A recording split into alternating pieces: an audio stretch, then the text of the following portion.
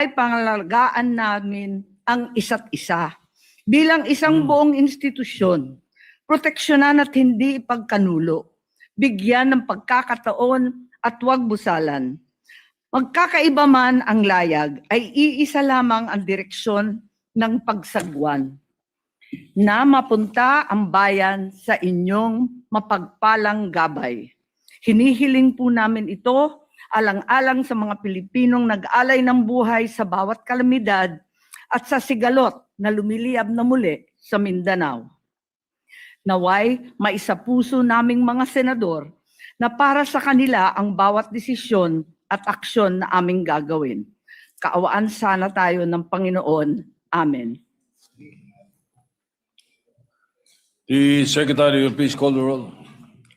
Roll call of members. The Honorable Senator Aquino, Senator Cayetano Alan, Senator Cayetano Pia, Senator De La Rosa, Senator Ejercito, Senator Escudero, Senator Estrada, Senator Gatchalian, Senator Go, Senator Ontiveros, Senator Lacson, Senator Lapid, Senator Legarda, Senator Marcoleta, Senator Marcos, Senator Padilla, Senator Pangilinan, Senator Tulfo Erwin, Senator Tulfo Rafi, Senator Villanueva, Senator Villar Camille, Senator Villar Mark, Senator Zubiri. The Senate President is present.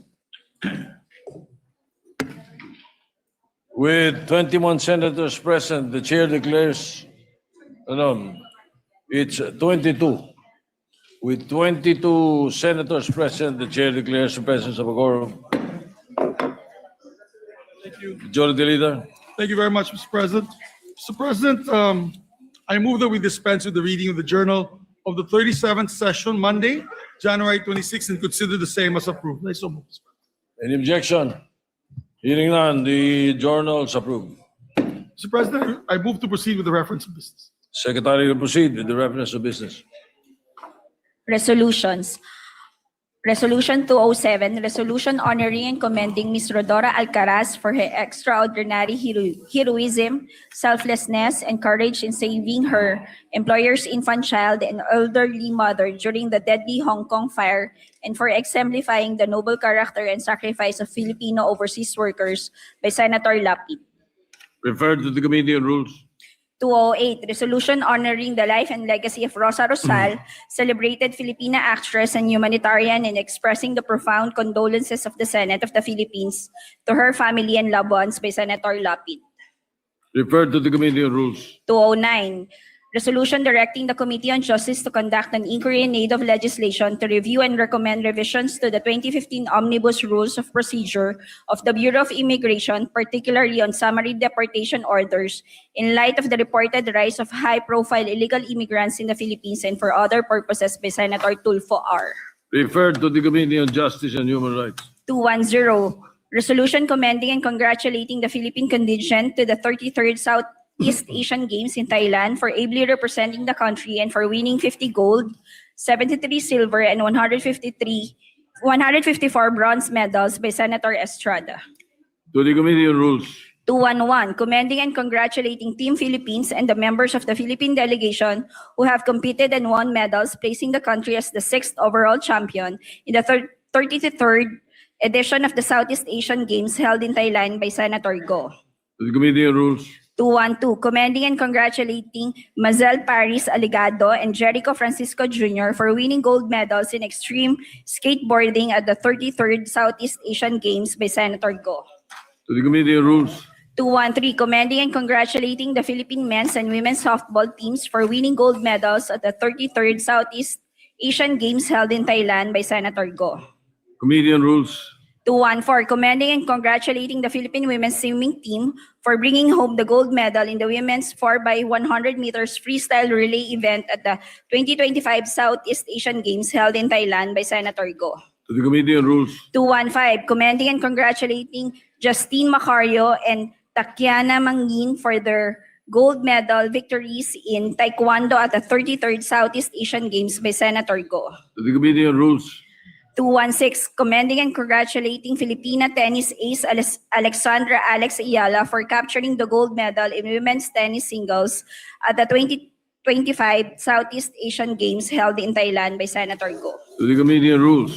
217, commending and congratulating the Philippine triathlon team for sweeping all 3 gold medals in the women's, men's, and mixed relay events at the 2025 Southeast Asian Games by Senator Go. To the Committee on Rules. 218, commending and congratulating the Elrin Ando for winning the gold medal in women's 63-kilogram weightlifting event at the 33rd Southeast Asian Games held in Thailand by Senator Go. To the Committee on Rules. 219, commending and congratulating Denver John Castillo for bringing home the gold medal in the men's under-19 windsurfing event at the 2025 Southeast Asian Games held in Thailand by Senator Go. To the Committee on Rules.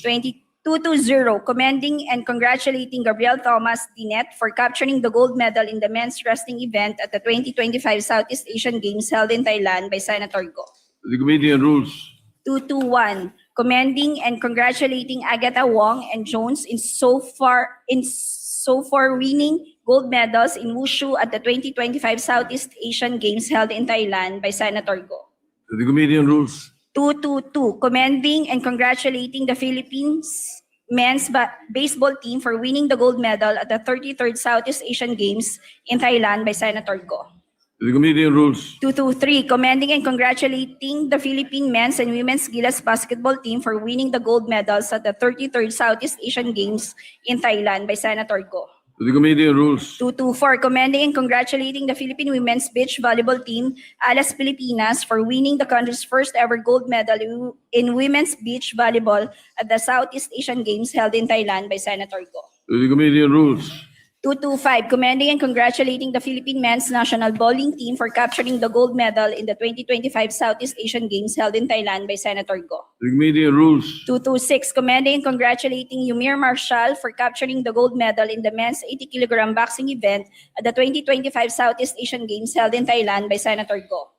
To the Committee on Rules. 227, commending and congratulating Filipino athletes John Cabang Tolentino, Joquet de los Santos, Hossein Loraliana, Naomi Cesar, and EJ Obiana for bagging the gold medal in their respective athletic events at the 2025 Southeast Asian Games held in Thailand by Senator To Go. the Committee on Rules.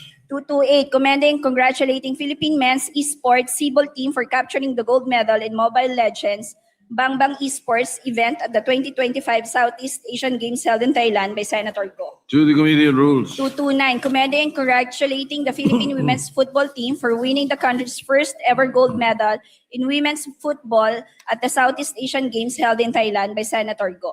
To the Committee on Rules. 230, commending and congratulating Aliyah Finegan, John Ivan de la Cruz, and Jasmine Althea Ramilo for their exemplary performance and gold medal victories in gymnastics at the 33rd Southeast Asian Games by Senator Go. The Committee on Rules. 231, commending and congratulating Peter Gross-Close for his outstanding performance and for winning the gold medal in the ice skating event at the 2025 Southeast Asian Games held in Thailand by Senator Go. The Committee on Rules. 232, commending and congratulating Dean Michael Rojas and Kimberly Ann Custodio for their gold medal victories in Jiu-Jitsu at the 33rd Southeast Asian Games by Senator Go. To the Committee on Rules. 233, commending and congratulating the Philippine Judo team and Chino C for capturing the gold medal in their respective judo events at the 2025 Southeast Asian Games held in Thailand by Senator Go. To the Committee on Rules. 234, commending and congratulating Zara Bon As for winning the gold medal in the women's kickboxing event at the 33rd Southeast Asian Games by Senator Go. To the Committee on Rules. 235, commending and congratulating Filipino athletes Rory Nathaniel, Edsel Gino, Erin Maternicor, and Genesis Pible for bagging the gold medal in their respective shooting events at the 2025 Southeast Asian Games held in Thailand by Senator Go. Committee on Rules. 236, commending and congratulating Joanny Del Gaco and Christine Paraon for capturing the gold medal in rowing at the 2025 Southeast Asian Games held in Thailand by Senator Go. Committee on Rules. 237, commending and congratulating Islay Erica Bomogao and LJ Rafael Yasay for their gold medal victories in Muay Thai at the 33rd Southeast Asian Games by Senator Go. Committee on Rules. 238, commending and congratulating Filipino athletes Melvin Sakay, Samuel Jorman, and Michael Ver Anton Comaling for bagging the gold medal in their respective modern pentathlon events at the 2025 Southeast Asian Games in Thailand by Senator Go. To the Committee on Rules. Congratulating and commending the Philippine delegation for placing sixth and bringing pride and honor to the country in the 2025 33rd Southeast Asian SEA Games by Senator Cayetano P. To the Committee on Rules. 240, congratulating and commending Filipino swimmer Kyla Noel Sanchez for her extraordinary 8-medal haul in the swimming events of the 2025 33rd Southeast Asian SEA Games in Thailand by Senator Cayetano P. To the Committee on Rules. 241, congratulating and commending Filipino tennis player Alexandra Alex Maniego Ayala for her historic gold medal triumph in the 33rd Southeast Asian SEA Games, ending the nation's 26-year championship drought in women's single tennis by Senator Cayetano P. To the Committee on Rules. 242, congratulating and commending the Philippine women's national football team, the Filipinas, for historically winning the country's first gold medal in women's football at the 2025 33rd Southeast Asian SEA Games in Thailand by Senator Cayetano P. Referred to the Committee on Rules. 243, directing the appropriate Senate committee to conduct a review of Republic Act Number 9513, otherwise known as the Renewable Energy Act of 2008, and related policies with the end in view of strengthening the Philippines' renewable energy regime, addressing structural and regulatory bottlenecks hindering clean energy development, and drawing policy insights from the renewable energy model of Iceland, particularly in geothermal and hydropower development by Senator Padilla. Referred to the Committee on Energy. 244, directing the appropriate Senate committee to conduct an inquiry in aid of legislation into the compliance of sanitary landfills with RA number 9003, otherwise known as the Ecological Solid Waste Management Act of 2000, as well as other applicable laws, rules, and regulations, and to determine the adequacy of existing laws in addressing the growing volume of waste by Senator Marcos. Referred to the Committee on Environment. 245, congratulating and commending Alizon Ali Ruiz for her historic feat as the first Filipina open water swimmer to complete the 23-kilometer Bohol to Cebu Channel by Senator Cayetano P. The Committee on Rules. 246, commending and congratulating Philippine men's and women's softball teams for winning gold medals in the 33rd Southeast Asian Games in Thailand by Senator Estrada. Committee on Rules. 247, commending and congratulating the Philippine women's football team for winning the historic first gold medal in football in the 2025 Southeast Asian Games in Thailand by Senator Estrada. The Committee on Rules. 248, commending and congratulating the Gilas Pilipinas men's and women's basketball team for winning gold medals in the 33rd Southeast Asian Games held in Thailand by Senator Estrada. To the Committee on Rules. 249, commending and congratulating the Alas Pilipinas women's beach volleyball team for winning the country's first ever gold medal in the sport in the 2025 Southeast Asian Games in Thailand by Senator Estrada. To the Committee on Rules. Majority Leader.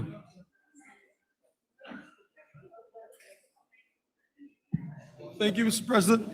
Mr. President, before we move towards our agenda, we'd just like to greet visitors here in the Senate with us today. We have Mayor Glenda Aguilar of Caramoran, Catanduanes. We have, of course, the education officials are here. Secretary Sani Angara, Yusek Fatima Panuntongan, Yusek Willie Cabral, OIC Yusek Carmela Oracion, OIC Yusek Edson Byron C., and Executive Director Jenny Hoxon. I believe they're here to present to us the EDCOM final report. Right, We also... Yes. Oh, go ahead. Proceed. Yes.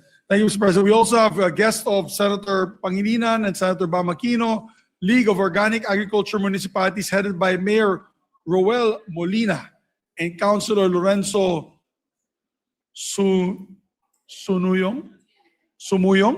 and former Congressman Lawrence Waknang from Kalinga. And we also have with us from Bao Camarines Sur, Vice Mayor Jonathan Cugahon, and Board Member Nadia Ong, 1st District of Northern Samar, guest of Senator Win Gatchalian.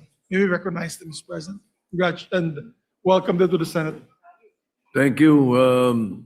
We welcome all our guests to the Senate and the former Chairman of Finance, Secretary Sani Angara, and earlier the former Senate President, Coco Pimentel, was with us. So we welcome all of them back to the Senate this afternoon. Thank you, Majority Leader. Thank you very much, Mr. President. Mr. President, Maybe we can ask for a minute suspension so that I think they're greeting the former colleague. Just a 1 minute. Session suspended.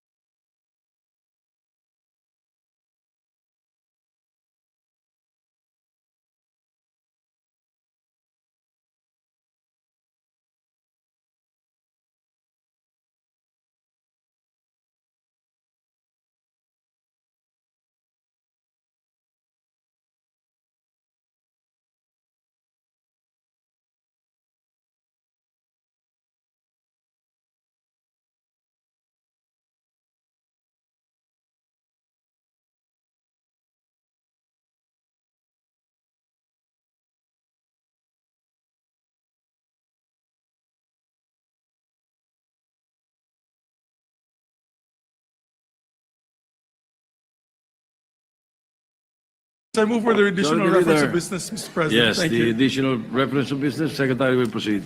Bills on first reading. Senate Bill number 1667, an act amending Republic Act number 3591 as amended and other related laws to enhance the liquidation framework for banks and banking institutions and to strengthen the independence, authority, and financial capability of the Philippine Deposit Insurance Corporation and for other purposes by Senator Soto III. Approved. Referred to the Committee on Banks, Government Corporations, and Ways and Means. 1668, an act mandating the use of health rating system on the labels of packaged food products by Senator Tulfo R. Referred to Committees on Health and Trade. 1669, an act defining and prohibiting overcapacity or overloading in public transportation, prescribing stiffer penalties therefore and for other purposes by Senator Tulfo R. Referred to the Committee on Public Services. 1670, an act prohibiting the publication and proliferation of false information or fake news, establishing measures for fact-checking and platform accountability, and prescribing penalties therefore by Senator Tulfo R. Referred to the Committee on Public Information. 1671, an act mandating and institutionalizing rollover data allocation schemes and providing for penalties by Senator Tulfo R. Referred to the Committee on Public Services. Resolutions. Resolution 250, directing the appropriate Senate committee to conduct an inquiry in aid of legislation on the illicit trade of tobacco products as well as the alleged involvement of government security forces in such illegal activities by Senator Gatchalian. To the Committees on Ways and Means and Public Order. 251, directing the Senate Committee on Public Services to conduct an inquiry in aid of legislation on the rising. Before you proceed, yes, Senator Pangilinan, what is your pleasure? Yes, may we likewise request that the 250. earlier resolution on smuggling, tobacco smuggling, be Tobacco referred smuggling. secondarily. May we recall the The referral was Senate bill or Senate resolution? Senate Resolution 250. 250. It's referred to the Ways and Means and Public Order. You want it referred to? Likewise to the Committee on Agriculture. Tobacco actually is an agriculture product, but of course the The Ways and Means. final packaged Yes, processed product are cigarettes. Well, yes, we will allow that because the third, it becomes a third, but it's the Committee on Ways and Means, so it is allowed by the rules. Yes, As thank long you. as it's either the Ways and Means or Finance, then we can accept a referral to more than two Yes, committees. we've done it before. Yeah, we've done it, yes. All right. Additional. Thank you, thank you. We may proceed, and that is referred to the Committee on Agriculture as well. 251, resolution directing the Senate Committee on Public Services to conduct an inquiry in aid of legislation on the rising incidence of pedestrian-related road accidents and the effectiveness of existing pedestrian infrastructure, traffic management, and safety measures to ensure the protection of commuting public by Senator Tulfo R. To the Committees on Public Services and Public Works. 252, resolution directing the Committee on Basic Education to conduct an inquiry in aid of legislation into the private-public partnership as a key strategy to address classroom congestion in the country by Senator Aquino. Referred to the Committee on Basic Education. 253, directing the Committee on Science and Technology to conduct an inquiry in aid of legislation into the challenges brought on by rapid technological advancements in the information technology business process management industry by Senator Aquino. To the Committees on Science and Technology and Labor. 254, directing the Senate Committee on Urban Planning, Housing, and Resettlement to conduct an inquiry in aid of legislation into the continuing housing insecurity and threats of displacement faced by urban poor communities and the implementation of government housing and resettlement policies by Senator Aquino. Referred to the Committee on Urban Planning, Housing, and Resettlement. 255, congratulating and commending the Philippine team and their coaching staff for their exceptional performance at the 33rd Southeast Asian Games, winning 50 gold medals, 73 silver medals, and 154 bronze medals by Senator Villanueva. To the Committee on Rules. 256, resolution expressing the sense of the Senate in condemning recent public statements issued by the Embassy of the People's Republic of China concerning Philippine officials and institutions and affirming the right of the Republic of the Philippines to assert its sovereign rights in accordance with international law, introduced by Senators Pangilinan, Soto III, Lacson, Zubiri, Tulfo E, Hontiveros, Tulfo R, Gatchalian, Legarda, Ejercito, Aquino, Estrada, Lapid, Villar C, and Villar M. Referred to the Committee on Rules. Majority Leader.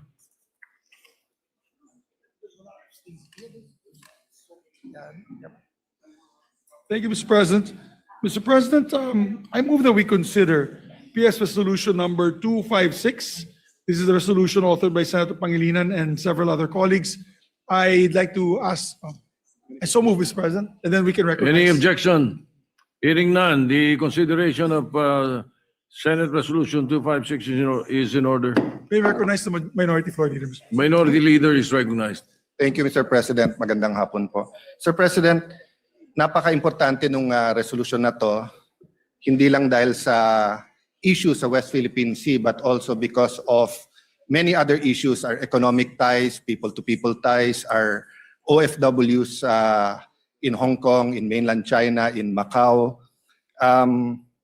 That's why the minority, through myself, wrote a letter to the majority leader and yourself for your consideration po, na rather than adopting the resolution, we call a committee hearing.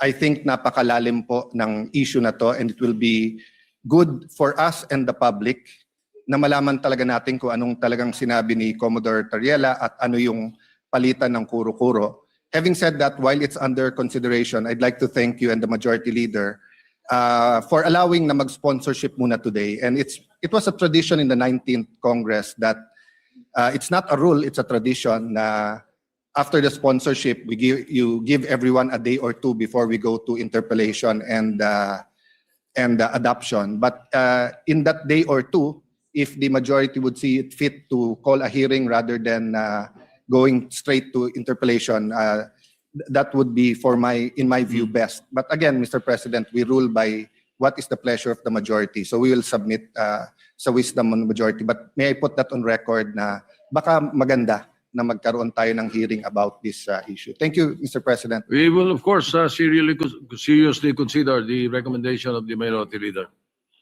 Thank you very Right. much, Mr. President. Mr. Well, President, just for the record, we have indeed made it a practice that when a bill is sponsored, we give it time for interpellations, a day or two thereafter. In the case of resolutions, usually we pass it the same day or after sponsorship.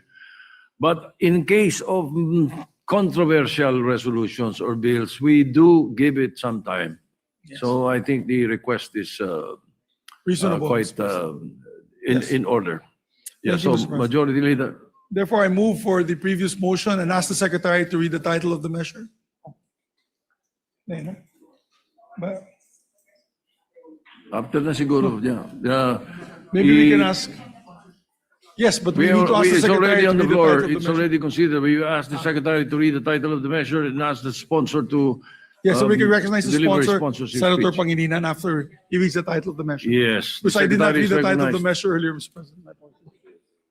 Resolution expressing the sense of the Senate in condemning recent public statements issued by the Embassy of the People's Republic of China concerning Philippine officials and institutions, and affirming the right of the Republic of the Philippines to assert its sovereign rights in accordance with international law. Right, Senator Francis Pangilinan is recognized.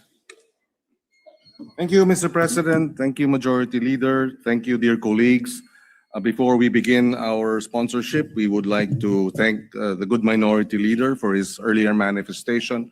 And we too share in the earlier manifestation of the Senate President that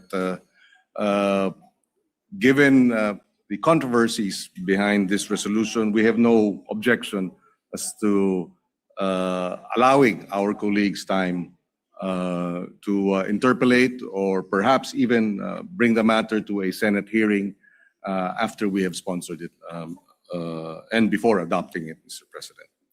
Mr. President, dear colleagues, it is my honor to sponsor and principally author proposed Senate Resolution number 256, together with Senate President Tito Soto, Vicente Soto III, Senate Pro Tempore Ping Lacson, Majority Leader Mig Zubiri, Senators Erwin and Rafi Tulfo, Risa Ontiveros, Win Gatchalian, Lauren Legarda, JV Ejercito, Bam Aquino, Jinggoy Estrada, Lito Lapid, Camille, and Mark Villar. May we also place on record that while they have affixed their signatures to this resolution, this does not mean that those who did not affix their signatures are objecting to this resolution. Precisely why, ultimately, in the end, it is when we move to call for a vote on this resolution that there we will determine who among our colleagues will support it or not. Introducing this measure does not mean that those who did not introduce this measure are opposed to this measure. Just for the record, Mr. President. Mr. President, dear colleagues, our Constitution mandates us to protect the Republic's sovereignty, territorial integrity, political independence, and dignity. In fulfilling this mandate, when we senators, representatives, the Coast Guard, or any public official who swore an oath speak on the West Philippine Sea and on the arbitral award, we are not merely expressing our opinions. We are carrying out our solemn duty to uphold and defend the Constitution, to defend the nation, and uphold the rule of law. Recently, an official of the Chinese embassy issued public statements in undiplomatic and disrespectful language, directly attacking incumbent members of Congress, including myself, for positions we took in defense of Philippine sovereignty and maritime rights. We took because we were upholding and defending the Constitution. The statements crossed the line from legitimate expression of a foreign state's views into interference in our domestic democratic debate. By adopting this resolution, the Senate tells China and the world that this institution will not be cowed, that this institution will defend our nation's sovereignty, that this institution will defend and uphold our Constitution as we swore to defend and uphold the Constitution. That we stand as one in saying, no foreign mission may dictate what Filipino senators or cannot, what Philippine senators can or cannot say in the lawful performance of their official duties. We may hold differing views on many matters, yet in this, we must stand together. We uphold our officials when they speak on behalf of our nation, and we safeguard our institutions when they are disparaged by outsiders. Second, this resolution is addressed to our own Department of Foreign Affairs. We acknowledge that the DFA last night issued a statement expressing serious concerns over the escalating exchanges and has made, quote, firm representations to the Chinese side. This action responds directly to our call in the whereas clauses of this resolution that the DFA engage in the government of the People's Republic of China, quote, in accordance with international law and established principles of state relations, end of quote. But we must also note, while China has summoned our ambassador in Beijing over remarks made by Philippine officials at home, it is their embassy that has publicly disparaged our legislators, our officials of the armed forces, our officials of the Coast Guard, and questioned our motives, sought to restrict what we say in our territory. That imbalance must not be allowed. It is incumbent upon the DFA to protect the country's sovereign rights and, standing in the community of nations, do more, go further. Third, our resolution addresses China's embassy in Manila. We know this pattern. The harsh public statements against Philippine officials are part of a wider strategy to harass and to intimidate those who defend our maritime rights, to discredit our legal victory before the arbitral tribunal under UNCLOS, and to reverse the reality that their 9-line claim an absurd position of claiming 90% of the West Philippine Sea and the South China Sea, or 500,000 square kilometers of our exclusive economic zone. We cannot allow this to pass. At sea, this strategy manifests as dangerous maneuvers, water cannon attacks, ramming and blockades against our vessels, and attacking our fishermen, harassing them in the West Philippine Sea. In words, it manifests as propaganda, disinformation, and now direct attacks against senators, Coast Guard officers, and other public servants. We know their goal: to make the Philippines doubt itself, to make the international community doubt the rulings, to employ the divide and rule strategy by dividing our people. and making our people fearful, and to pressure us into accepting so-called arrangements that quietly erode what we lawfully possess. So we say this with firmness, but without hatred. This is not the job of a diplomatic mission. The role of a diplomatic mission is, above all, to practice diplomacy, to assist nations in overcoming disputes, to clarify and to bridge differences. It is not to provoke, not to disparage, and certainly not to insult and threaten those who speak for their country. Despite everything, it is with optimism that we expect that the Embassy of China to return to that proper role. The arbitral award will not disappear. The 9-dash line has been rejected. That reality cannot be reversed by trolling, by insults, or by pressure. Accept that the international law, particularly the UNCLOS, of which China is a signatory to, applies to all member states, that all parties need to work toward mechanisms that respect every claimant's country's sovereign rights and legitimate interests. We also thank the international community for their steadfast support of the rule of law, affirming the arbitral award and the Philippines' sovereign rights, as well as rights over our exclusive economic zone, for consistently calling out China on its escalating aggressive behavior in the West Philippine Sea. Pero higit sa lahat, ang resolusyon na ito ay para sa buong sambayanan. Sa ating mga mangingisda na naapektuhan, tuwing nagsasalita kami sa bulwagang ito tungkol sa ating karapatan sa ilalim ng pandaigdigang batas, kayo ang aming ipinagtatanggol. Pinagtatanggol ang karapatan ninyong mangisda ng malaya sa ating karagatan ng walang takot. Sa ating Coast Guard at Armed Forces, kasama ninyo ang Senado sa nananinindigan. Saludo kami sa inyong tapang at hindi namin kayo pababayaan.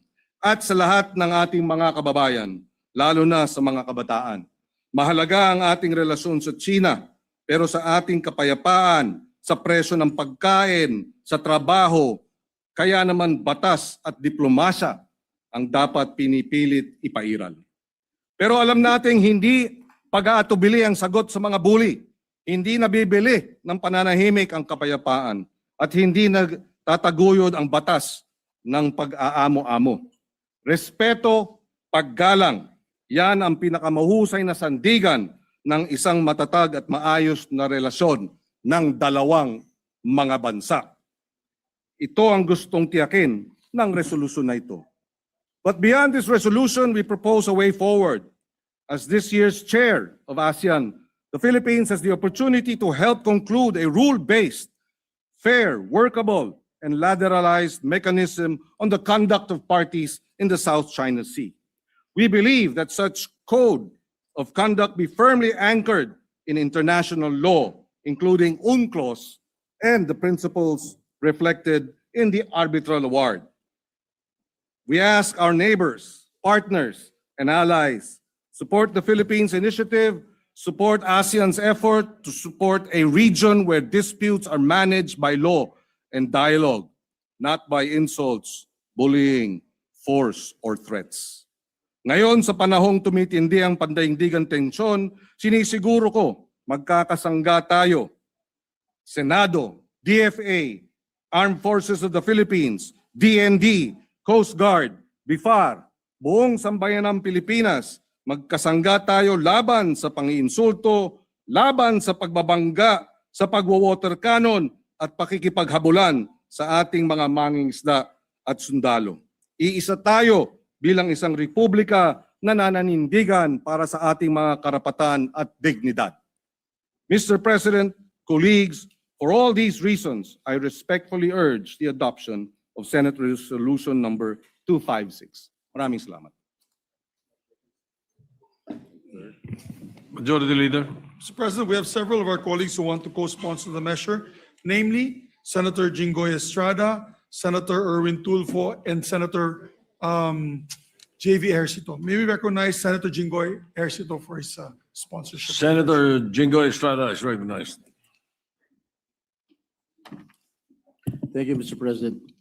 Mr. President, dear colleagues, I rise to co-sponsor a resolution expressing the sense of the Senate to condemn the unacceptable remarks of the Chinese Embassy in Manila against our Philippine officials with regard to the West Philippine Sea.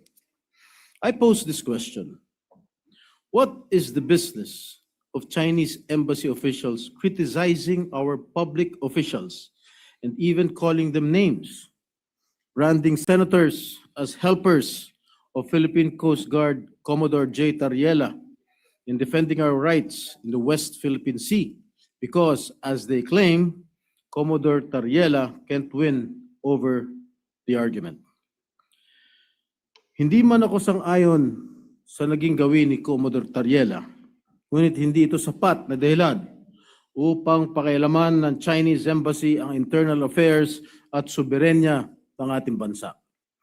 This is not only an assault against individual senators, but an affront to the Philippine Senate as an institution. This representation joins the chorus in strongly condemning the pronouncements of the Chinese Embassy in Manila against our public officials. We should not just let this slide. There is no argument to begin with. The 2016 arbitral award is final and binding. Atin ang West Philippine Sea. This is all part of their tactics.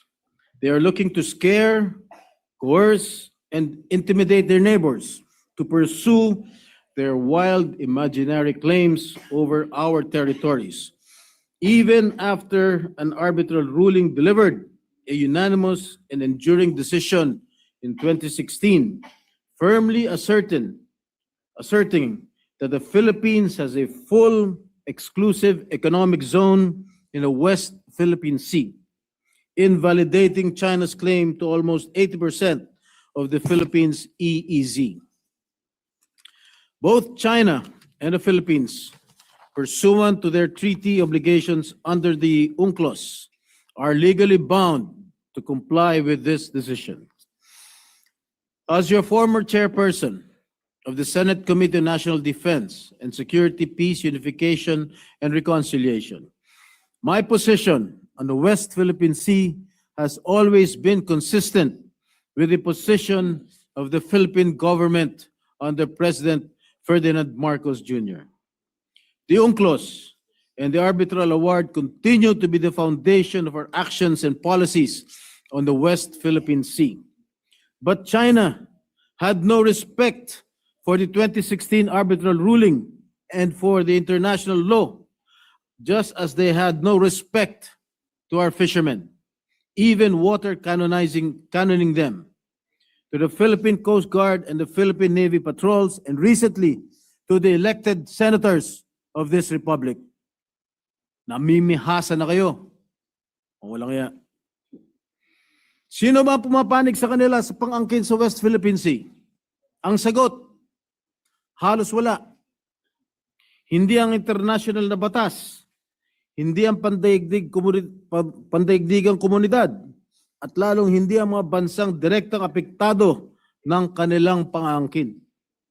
Ang tinatawag nilang historical rights ay hindi kinikilala ng modernong batas pandagat, at ang pagdidikta sa pamamagitan ng lakas o puwersa ay hindi nagiging katotohanan kahit idaan pa sa pananakot at mapanganib na maniobra.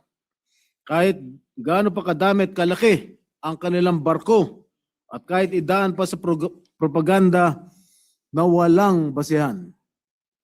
Mr. President, we as a nation will continue to assert our rights under international law. Our kababayans deserve nothing less than a government that firmly stands its ground in asserting our sovereignty and defending our nation's interest. Mr. President, I repeat, atin ang West Philippine Sea. Maraming salamat po. Thank you, Majority Leader. Next to sponsor, Mr. President, is our distinguished colleague, Senator Erwin Tulfo. Senator Erwin Tulfo is recognized to co-sponsor. Thank you, Mr. President. Mr. President, I rise to co-sponsor Senate Resolution number 256, condemning the recent public statements issued by the Embassy of the People's Republic of China directed against Philippine officials and institutions.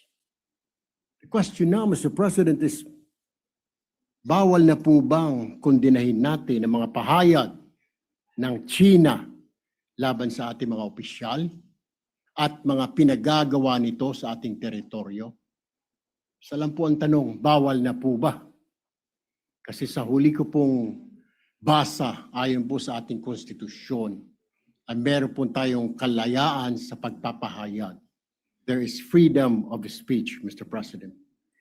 And I also want to remind not only the Embassy of China, but other diplomatic missions as well in our country, that in the Vienna Convention of Diplomatic Relations of 1961, it clearly states one of the functions of a diplomatic mission includes promoting friendly relations between the sending state and the receiving state, tayo po yun, and the developing their economic, cultural, and scientific relations. A diplomatic agent shall enjoy immunity from criminal of the receiving state, immunity from criminal cases of the receiving state. He shall enjoy immunity from its civil and administrative jurisdiction with exceptions.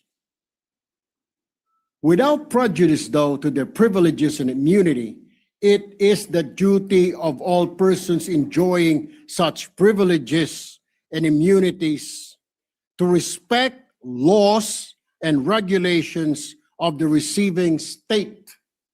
They also have a duty not to interfere in the internal affairs of the state. Paalala ko po, and I would like to remind all our diplomatic missions to please review the Vienna Convention on Diplomatic Relations of 1961. Mr. President, malinaw din po sa Section 7, Article 2 of the 1987 Constitution that in our relations with other states, the paramount consideration shall always be national sovereignty, territorial integrity, national interest, and the right to self-determination. For years, the Philippines has acted with restraint and good faith. We have pursued peaceful negotiations.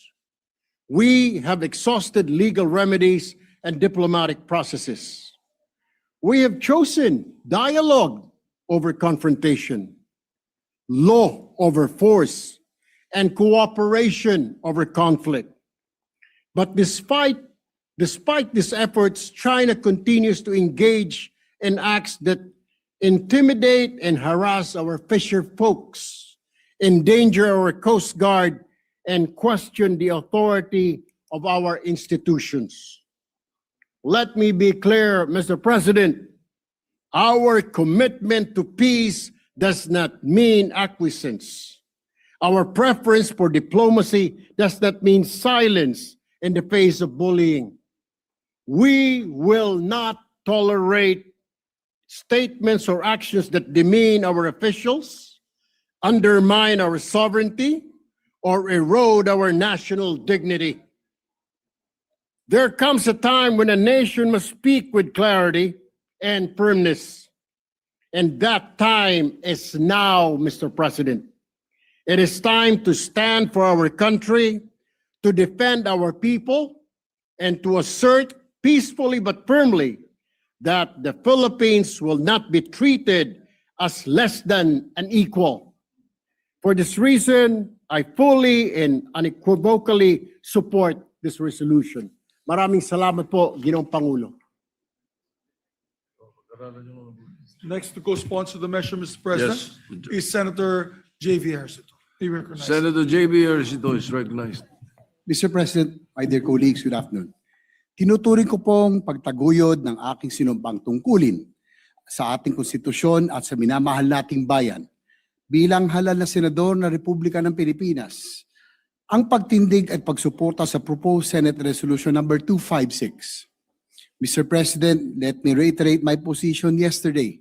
Hindi po tayo magpipikit mata at magbibingi-bingihan at lalong hindi po mali ang tumindig para sa interes ng Pilipinas at soberenya ng ating bansa. For the record, dear colleagues, we also want to find a way to restore our relationship and extend once more the hand of friendship to the People's Republic of China. We recognize that this relationship runs deep, not just between our two governments, but between our two peoples. However, any effort to repair and restore this relationship must be rooted in mutual respect as equals, as sovereign members of the community of nations. Mr. President, siguro po hindi nakakatuwa na marinig sa Chinese Embassy officials, sa bagong katatalaga pa lang na ambassador, ang mga salitang hindi magaganda sa ating mga mismong opisyal na tayo po ang host country. Kung ganito po ay dapat siguro ay hindi pa naman natin idideklara person ng grata, pero kung ganito ay sana'y palitan po siya dahil hindi nakakatulong sa tensyonado ng sitwasyon ng ating bansa. Ang ambassador sana po ay dinadaan sa diplomasya para maayos, maging maganda ang relasyon ng China at Pilipinas. Pero kung ganito po, ang pag-uugali at karakter ng bagong ambassador ay hindi po makakatulong sa relasyon ng China at Pilipinas.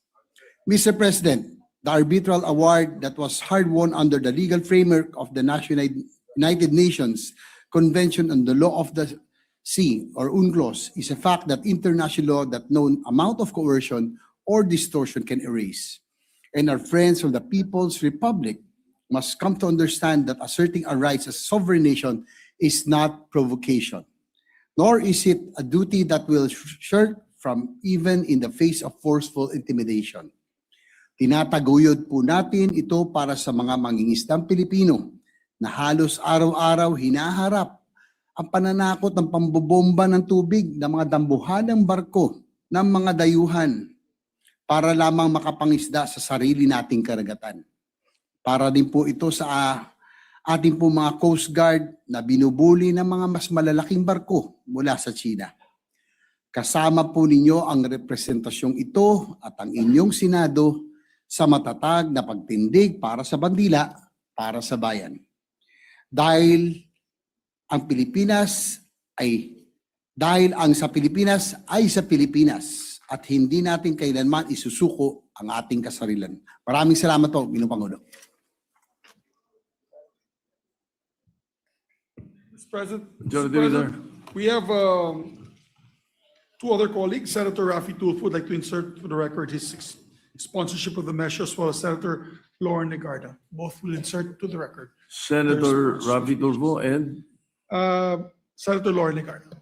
Lauren Legarda. Yes, Mr. President. All right, so inserted into the records. And we'd like to recognize our distinguished Deputy Majority Floor Leader, Senator Risa Ontiveros, to also give a manifestation.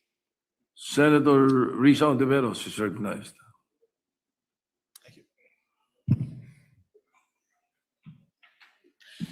Salamat po, Mr. President. By way of a very brief co-sponsorship and more of a manifestation, gusto ko lang pong i-bring sa atensyon ng lahat ng mga kasama dito sa Senado na nung oras na 3:22 p.m. ngayong hapon, 22 minutes lamang mula nung binuksan natin ang ating sesyon at posibleng bago pa ispinonsor ng Ginoo mula sa Pampanga, Senator Kiko, ang ating Sense of the Senate na resolution, may post na naman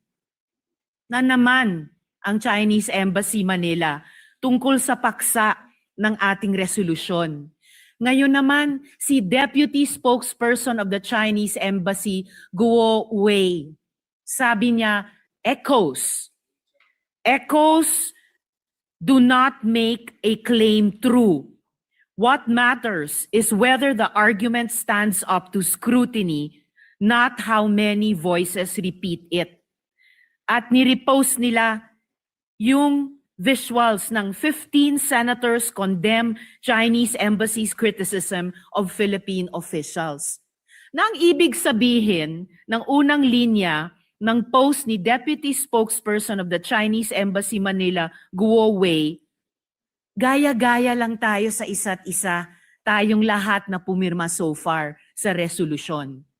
Ang ibig sabihin sa post niya, hindi daw tatayo yung ating pagkondena sa mga pinagsasabi nila bago pa ang araw na ito, at hindi tatayo yung ating iginigiit na may karapatan at tungkulin tayong itaguyod ang pambansang interes.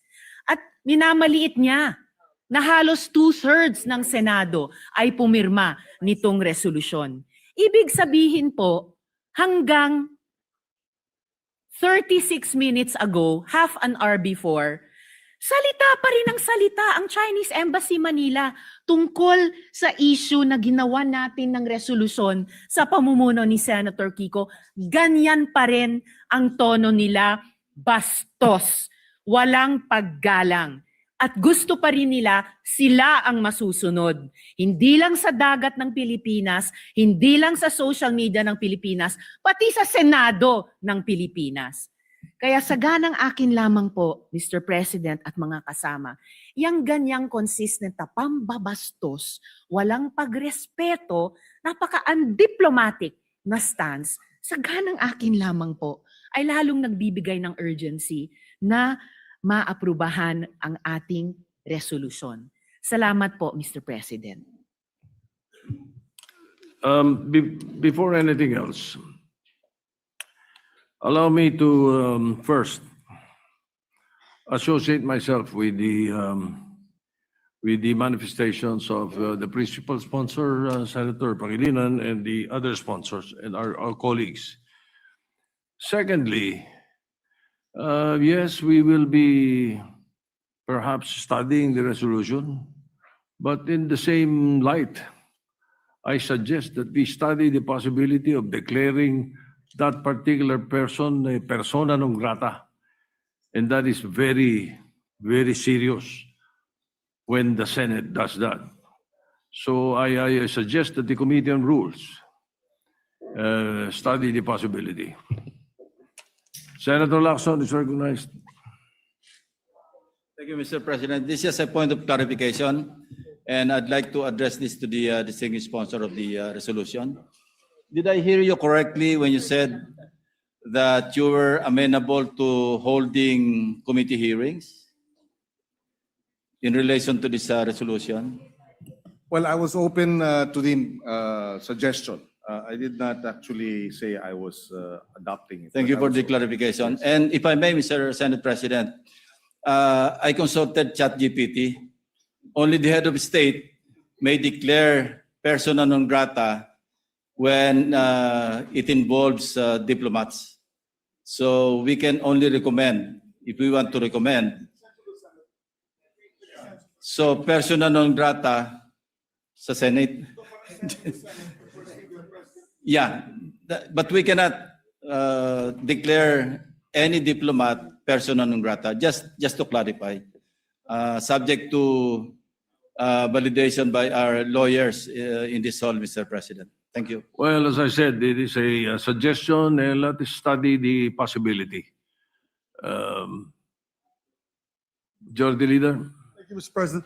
Mr. President, before we suspend consideration of the matter, I just also want to put my opinion on the matter. I fully support the resolution of Senator Kiko and the 14 others who signed this resolution.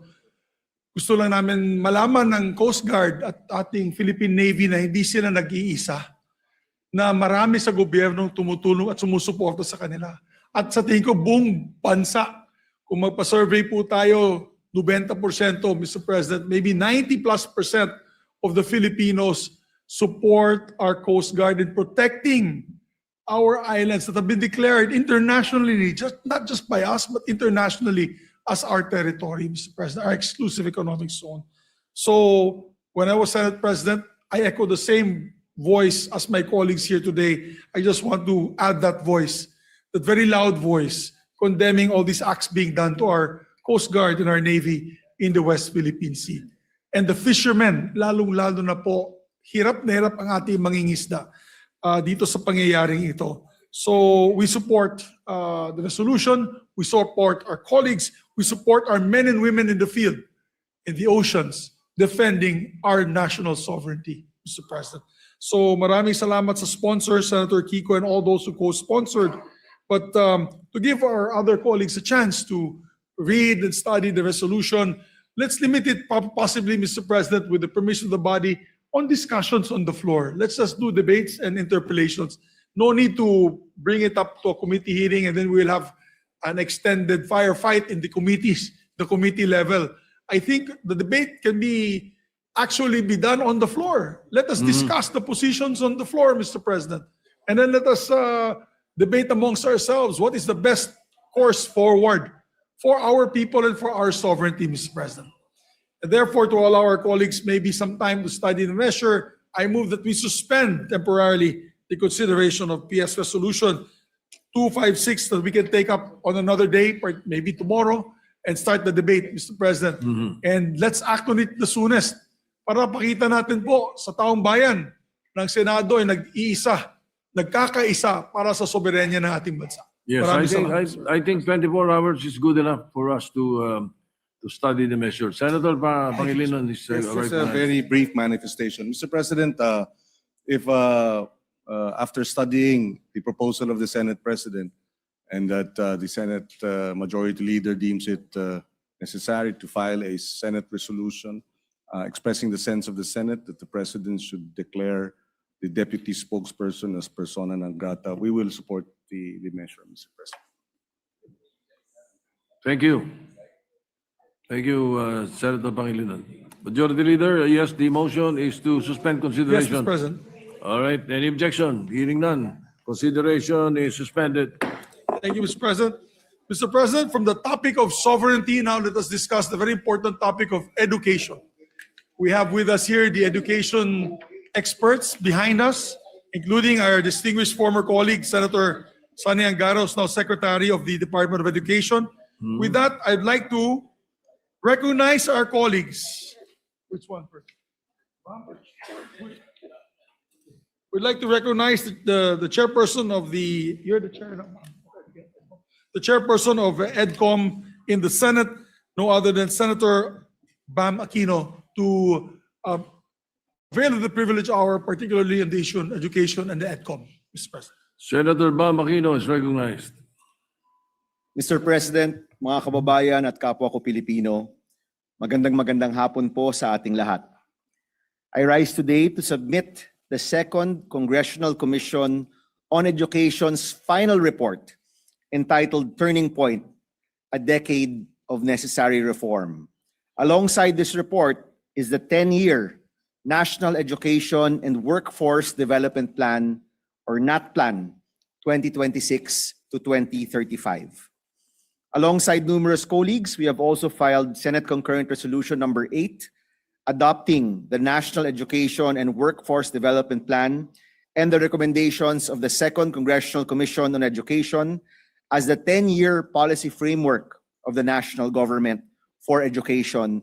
And at the right time, we hope that the members of this chamber will support this concurrent resolution.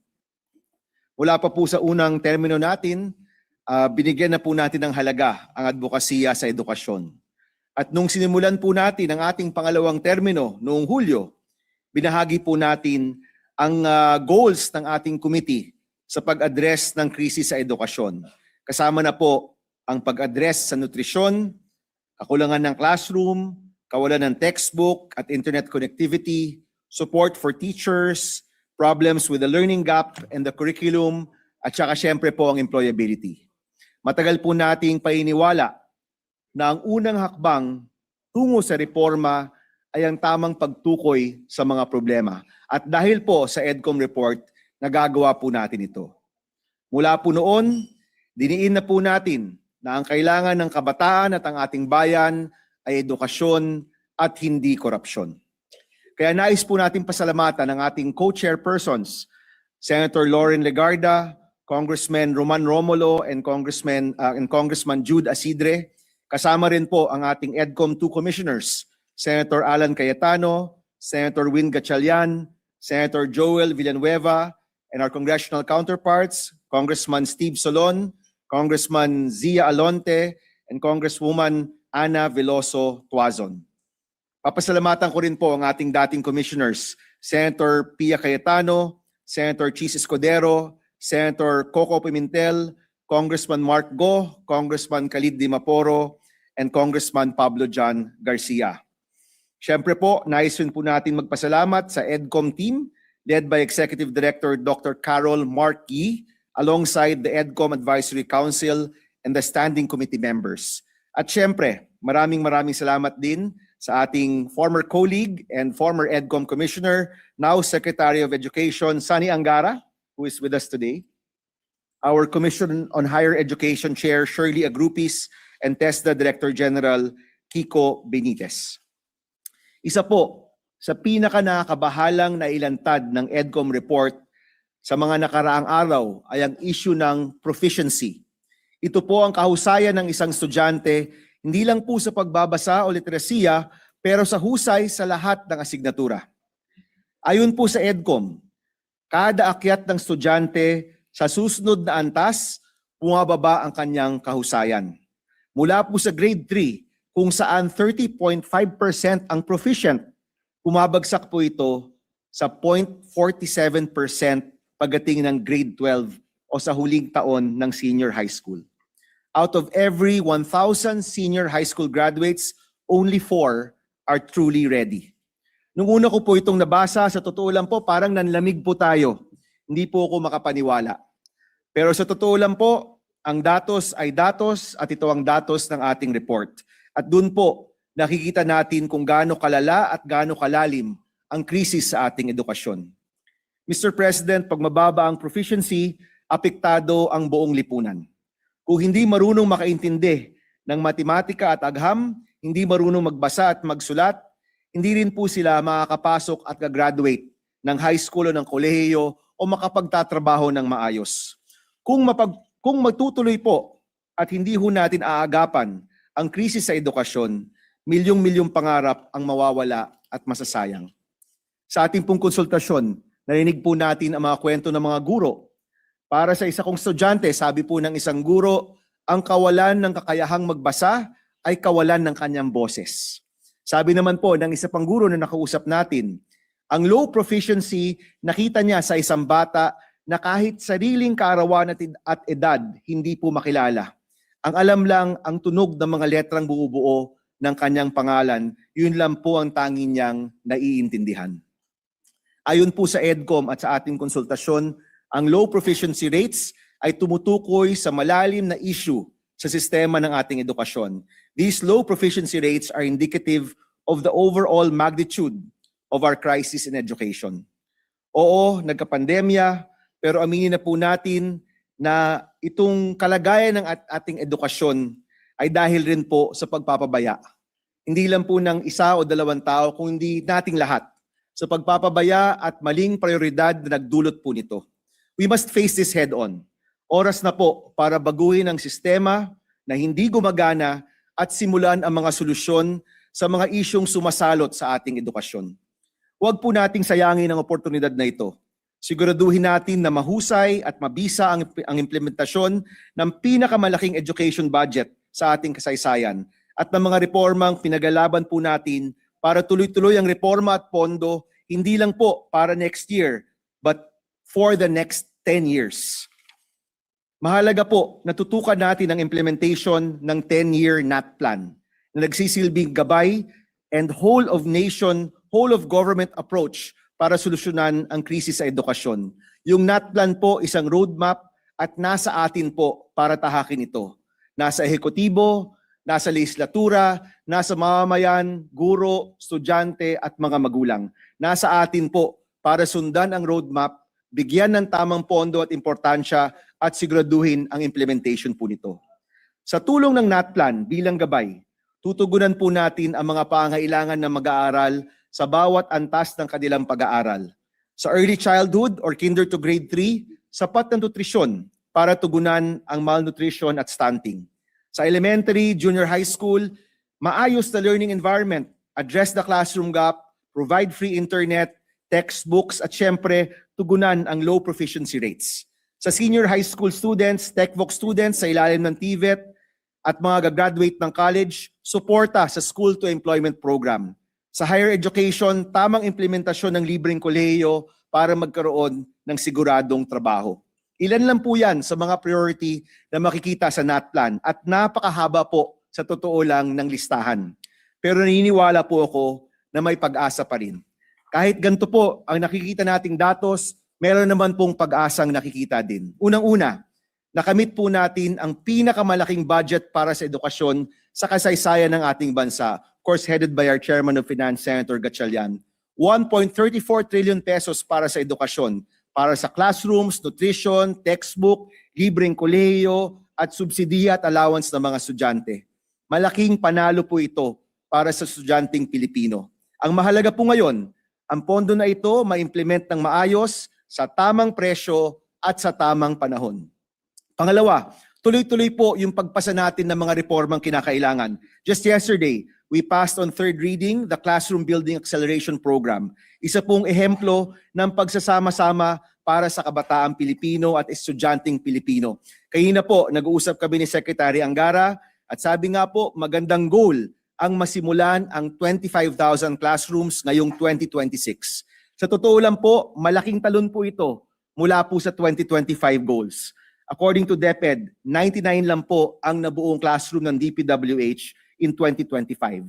From 99 to 25,000 is a big leap.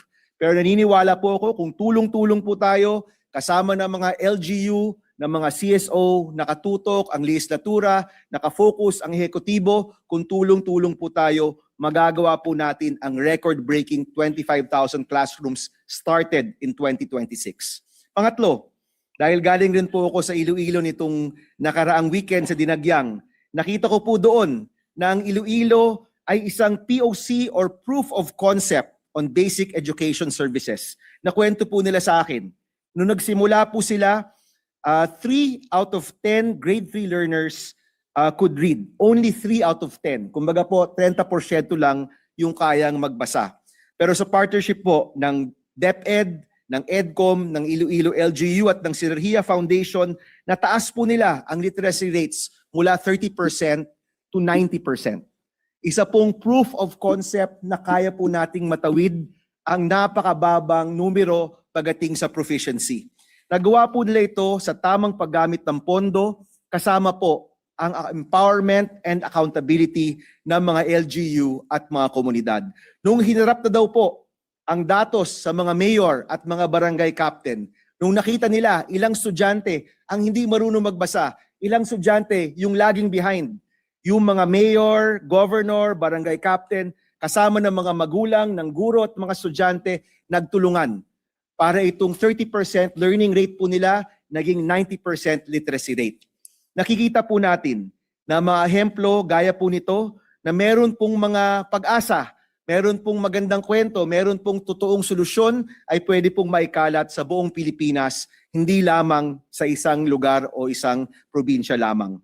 Ito pong mga nakikita po natin, yung tamang pagpondo, patuloy na pagpasa ng mga reforma, and proof of concepts in different provinces and regions in our country, ito po yung nagbibigay sa atin ng pag-asa na kahit hindi ho maganda itong nasa report, nakikita ho natin na may pag-asa po tayo pagdating sa pag-address ng krisis sa edukasyon sa ating bansa. Lahat po tayo, mula presidente, mga mambabatas, mga LGU officials, hanggang barangay captain, kailangan po talaga magsama-sama at magtrabaho para bumuo ng panibagong solusyon sa mga matagal ng problema sa sistema ng ating edukasyon. Meron na po tayong historic funding. Ngayon naman po ang kailangan natin, historic solutions to our historic problems. At inaasahan ko po, sa bagong yugto, dito po sa 10-year plan na hinahain po namin, dito po sa Kamara, uhugutin po natin ang tapang para magawa ang kailangan para sa kabataang Pilipino. Maraming salamat, Mr. President, and we thank our colleagues for their continued support for all of the reforms when it comes to education in the Philippines. Maraming salamat po. Thank you, Senator Mamakino, for that EDCOM report. Majority lead, yes, Senator Erwin Tulfo is recognized.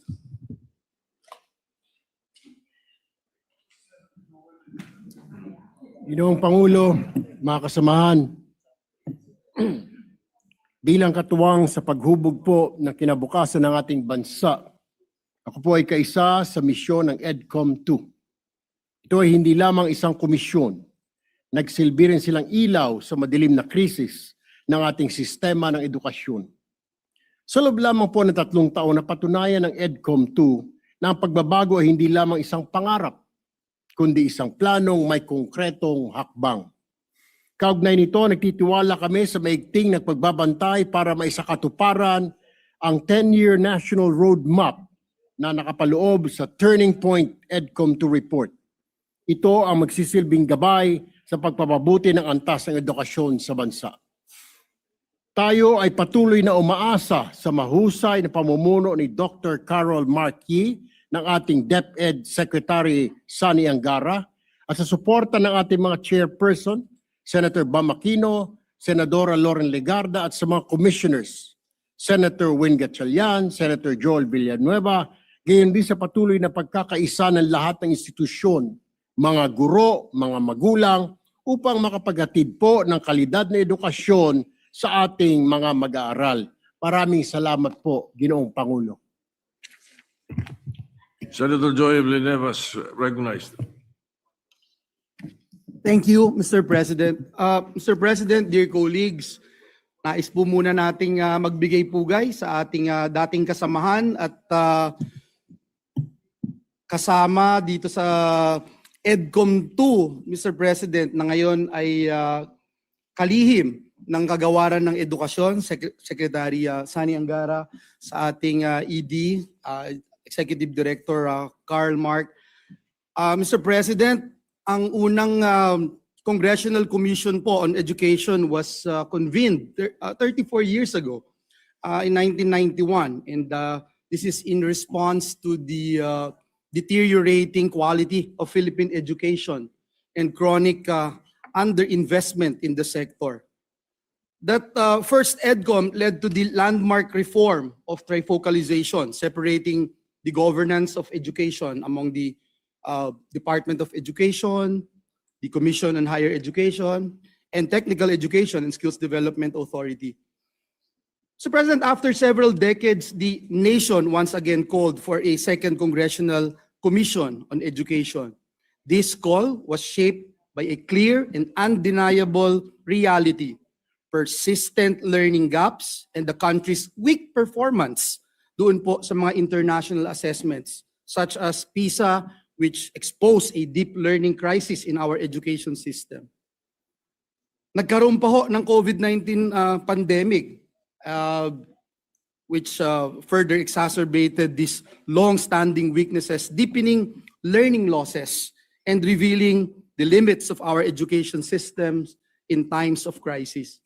Mr. President, I am so blessed, grateful, and honored to be one of the authors of Republic Act number 11899, or the Second Congressional Commission on Education Act, enacted in 2022 during the 18th Congress, which gave life to EDCOM 2. Since its inception, I have served as one of the commissioners. Kabilang po ang aking panunungkulan noon bilang chairperson ng Standing Committee on Technical Vocational Education and Training at Lifelong Learning. The mandate of EDCOM 2 has been clear from the very beginning: to identify priority reforms, establish clear benchmarks, and advance laws and policies that will strengthen our education and workforce development systems. Malinaw po ang direksyon natin noon pa man. In pursuit of this mandate, we did not stop at diagnosis alone. As author and sponsor, we moved for key reforms through legislation, including IBET, or Enterprise-Based Education and Training Act, the Expanded Tertiary Education Equivalency and Accreditation Program, or ETIAP, and the Lifelong Learning Development Framework Act, measures that translate the Commission's findings into concrete and lasting reforms. Mr. President, let me end by saying today, as we rise before this plenary to present the final report of EDCOM 2, entitled Turning Point, a Decade of Necessary Reforms, it is clear that we are at a pivotal moment in our nation's history. This report is the product of 3 years of rigorous study, wide-ranging consultations, and sustained legislative work. More importantly, Mr. President, it is a call to action, from analysis to implementation, and from fragmented initiatives to a coherent and long-term national direction. Panahon na po talaga ng pagkilos. The path ahead will not be easy. Education reform demands patience, sustained support, and commitment that goes beyond political terms and administrations. Kaya nga po ngayong taon na ito, salamat sa ating mga kasamahan dito sa Senado sa pangunguna ng ating Chairperson of Finance, Senator Win Gatchalian, ang Chairperson ng ating Education, Senator Bam Aquino, at mga kasamahan natin dito sa Senado na nagtulong-tulong para mithi natin ang pinakamataas na budget for education sa kasaysayan ng ating bansa. 4.5% of our GDP. For the first time, we were able to hit that mark, Mr. President. And let me say, Mr. President, that the goal that we continue to pursue, an educated, capable, and globally competitive Filipino people, is worth every challenge and every sacrifice that this reform requires. Muli, Ginoong Pangulo, itaas po natin ang antas ng edukasyon sa ating minamahal na bayang Pilipinas. Maraming salamat po and may God bless us all. Thank you. Majority Leader. Thank you very much, Mr. President. Mr. President, we'd like to also recognize a distinguished colleague, Senator Sherwin Gatchalian. Senator Sherwin Gatchalian is recognized. Maraming salamat, Mr. President. Before I begin, allow me to greet the Secretary of the Department of Education, Secretary Sani Angara, who was one of the original members or original commissioners of EDCOM. In fact, he filed the first resolution to create the Second Congressional Commission on Education. And let me also greet our Executive Director, Edie Caroli.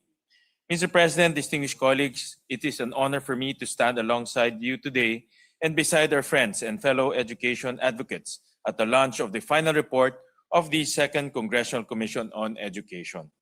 The Second Congressional Commission on Education was established in 2022 with the mandate to conduct a comprehensive assessment of the country's education sector and recommend transformative, concrete, and targeted reforms to help the country become globally competitive in education and in the labor market. In the course of its mandate, the Commission conducted a system-wide review of our nation's entire education system. What it uncovered was a system in crisis. Gaps were everywhere in nutrition, the procurement of textbooks, and the quality of education itself. These compromised the learning of our youth and held them back from achieving their fullest potential. And the implication is clear. If we imperil the future of our young people, we do the same to the future of our nation. The final report of the Second Congressional Commission on Education is entitled Turning Point, a Decade of Necessary Reforms, 2026 to 2035. This is both appropriate and timely. It is a consolidation of the Commission's earlier work and thus more than catalog the education sector's problems. It situates them against a long-term roadmap with specific policy recommendations directed at addressing each problem, from early childhood education and development through the basic education to higher education, technical vocational education and training, and the strengthening of the teaching profession. And it accomplishes this while revealing that the gaps are systemic in nature, many of which are rooted in policy design, fragmented mandates, and long-standing institutional practice. These problems cannot solely be resolved by our educational agencies. They need sustained attention and commitment of Congress. In this regard, I place my full support behind this report and urge all of us to treat it as a shared frame of reference, an evidence-based and empirical guide to sustained reform. The heart of this final report is the National Education and Workforce Development Plan for 2026 to 2035. It is the first decadal roadmap for education in the history of the country. It recommends strategic investments in 5 priority industries: healthcare, digital technology, financial services, advanced manufacturing, and tourism. The plan further recommends expanding and strengthening career guidance in schools, accelerating industry-led curriculum development, as well as the Philippine Skills Framework. It also recommends pursuing strategic ladderization of NCs to produce higher credentialed graduates, as well as investing in the training and industry practitioners and improving the retention of returning migrants. Thirdly, the report calls for establishing model polytechnic universities, focusing on higher-level TVET programs that ladder into college degrees, among many other reforms. This report lays down our timeline, 10 years. It is longer than any term of anyone who sits in this chamber today. Hindi para sa atin ang timeline na ito. Ito ay para sa mag-aaral na nagsisimula pa lang sa kinder. Ito ay para sa mga estudyanteng hindi pa nakakapasok dahil sa sakit ng malnutrisyon. Ito ay para sa mga guro na kailangan magdoble ng shift dahil sa kakulangan sa classrooms. It is imperative then that the policies we enact stay the course and keep the systemic nature of problems we seek to address in mind. The quote from the report itself, reforms to succeed, they must transcend political cycles and remain firmly anchored on what learners need, not on shifting priorities. Education cannot restart every 3 to 6 years. Shortcuts and ad hoc solutions will not work. Thinking in silos is a recipe for failure. We have learned these lessons before. That being said, I know that we will all remain true to the long-term mission of restoring our country's education system to its rightful place among the region's best. We have already taken the first step by enacting the highest education budget in history of this country that meets the UNESCO benchmark of 4 to 6% of GDP. The 2026 education budget stands at 1.34 trillion pesos, or 3.4% of the nation's GDP.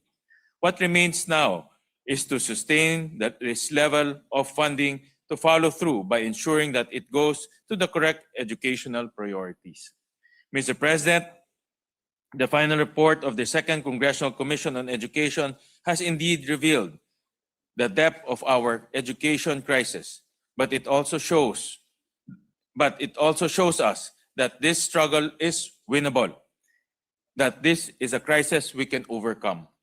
Bihira tayo bigyan ng pagkakataong baguhin ang kasaysayan ng ating bansa. Ang panahong ito ay isa sa mga sandaling huhubog sa kinabukasan ng edukasyon sa Pilipinas. Malinaw kung gaano kalaki at kalalim ang problemang kinakaharap natin. Alam na natin kung ano ang dapat ayusin at may pondo na tayo para kumilos. There's no excuse. The rest now truly is up to us. Before I conclude, I would like to thank and acknowledge the entire EDCOM2 Secretariat, led by Executive Director Dr. Carol Marquis, and the EDCOM2 Advisory Council for their dedication, guidance, and insight. I'd also like to thank Education Secretary Sani Angara for his steadfast and visionary leadership at the Department of Education. You always do remarkable work, and with your presence and passion for education are pivotal. Your presence and passion for education are pivotal to our success. I also acknowledge my co-commissioners, Senator Joel Villanueva, Senator Alan Peter Cayetano, Senator Steve Solon, Representative Steve Solon, Representative Zia Alonto Adyong, and Representative Ana Victoria Veloso Tuason.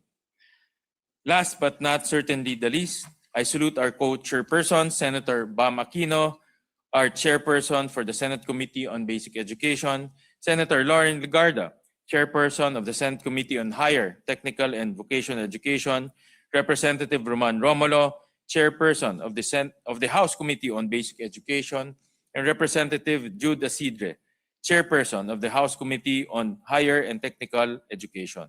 I look forward to continuing our work together. Mr. President, distinguished colleagues, the final report of EDCOM 2 now stands as part of the record of this Congress. The responsibility to carry its insights forward and make them real in the lives of the Filipino learners and families is in our hands. Thank you, Mr. President. Magandang hapon po sa lahat. Majority Leader. Thank you, Mr. President. May I recognize Senator Pia Cayetano, Mr. President. Senator Pia Cayetano is recognized. No, si...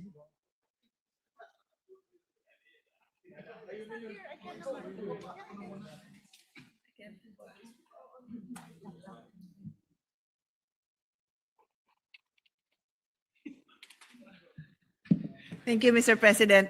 Mr. President, I just wanted to express my gratitude to the entire EDCOM family, from the commissioners, our colleagues, to the secretariat, of course, to the executive director, and to everyone who has made EDCOM what it is today. They have given invaluable contributions that have helped, that not just helped craft the bills, the measures that we have enacted, but have basically been the basis of the measures that we have enacted here. And it has really been, it has been able to provide so much guidance. It is a blessing that our secretary of the Department of Education came from EDCOM, so it was an easy, it was easier for him to implement.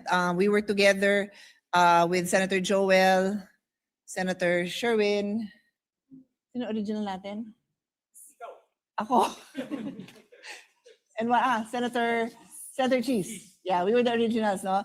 But when Senator Angara left us, he took with him all these insights that we learned from EDCOM. So aside from the fact that we have so much faith in him, that's already a given, but we knew that we had equipped him with all the research that he would need and he continues to make use of.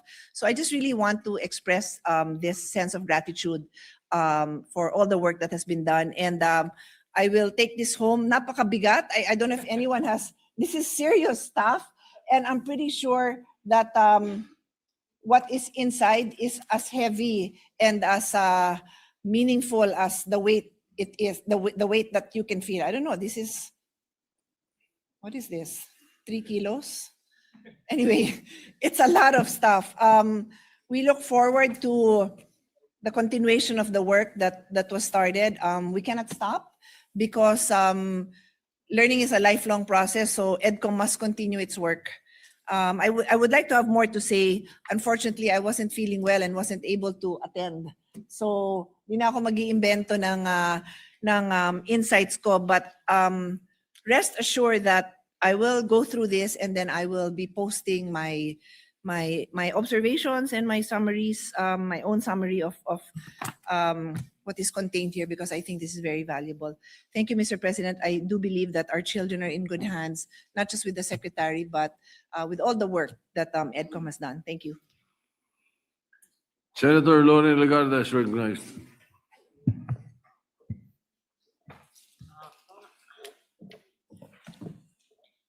Mr. President, distinguished colleagues, partners in development, fellow Filipinos, 3 years ago, we embarked on a journey to confront a crisis. Today, I stand before you to declare that we have reached a turning point. I rise alongside our colleagues, Senator Bam Aquino, Senator Sherwin Gatchalian, Senator Joel Villanueva, Senator Alan Peter Cayetano, Senator Pia Cayetano, and all our colleagues who have manifested their sponsorship speeches to formally submit to the Senate the Commission's final report, Turning Point, a decade of necessary reform, in the National Education and Workforce Development Plan, NAPLAN, 2026 to 2035. While our diagnosis was unflinching, our conclusion is undeniably hopeful. The crisis in Philippine education, while deep, is neither inevitable nor irreversible. We are not here today simply to catalog what is broken. We are here to present the proof that we have already begun to fix it. We are here to chart a future where the boundless potential of the Filipino learner is finally unleashed. Mr. President, cynicism is easy, but progress, however hard-won, is undeniable. In just 3 years, through the unprecedented collaboration between the executive and legislative branches, we have achieved what many thought was impossible. We have proven that the system can move. We have backed our vision with historic resources. For fiscal year 2026, we have secured a budget through our chair, Senator Sherwin Gatchalian, 1.37 trillion for the education sector, the highest allocation in our history, reaching more than 4% of our GDP, inching closer to the global benchmark. We are no longer just talking about prioritizing education, we are funding it. We have restored equity to our free education. We discovered that our tertiary education subsidy was drifting away from those who needed it most. We acted. Because of our interventions, the share of the poorest beneficiaries, those from 4Ps and listahanan households, has surged from a low of 23% in year 2022 to 61% in 2024. We are putting the public back in public service. We have delivered landmark legislation. We did not just study the problems, we legislated solutions. We have passed 10 landmark laws in record time. As a chair of the Committee on Higher Technical and Vocational Education, and I've learned from many of the previous chairs, we must highlight the specific findings that affect our tertiary and workforce development sectors. For too long, our students have faced dead ends instead of open doors. We found a system rigid in its credentialing, where a skilled worker cannot easily transition to a college degree, and where a college graduate often lacks the job-ready skills demanded by the industry. We found that TESDA's mandate has drifted.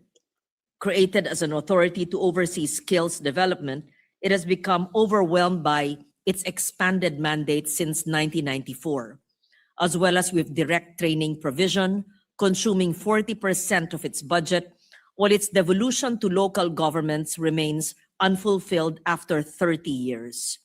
We found the scholarship system that, until recently, failed to target the poorest, with the bulk of funds supporting low-level qualifications rather than the higher-level skills our economy needs.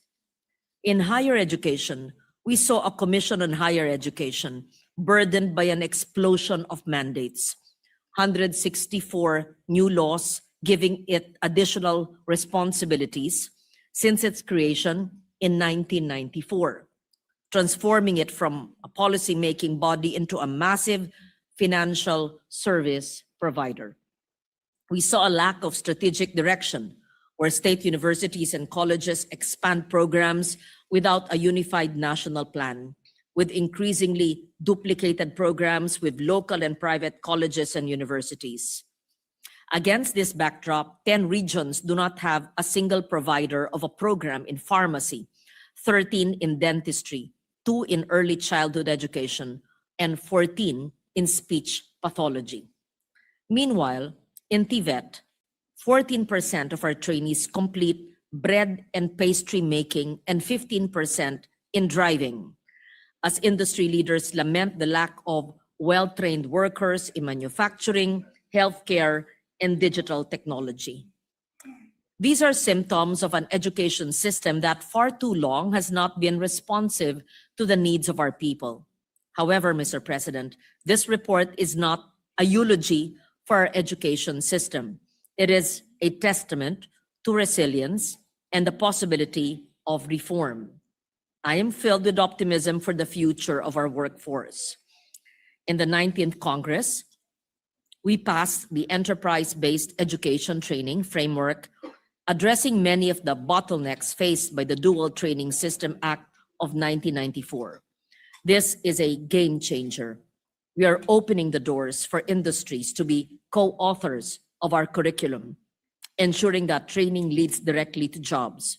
We are creating a system where diploma is a passport to employment, not a document of uncertainty. Most recently, The passage of the Lifelong Learning Development Framework Act has addressed this issue. We are building a country where education does not end at graduation. We are creating a system where a skilled worker can return to school, a college dropout can gain certification, where every Filipino can upskill and reskill throughout their lives.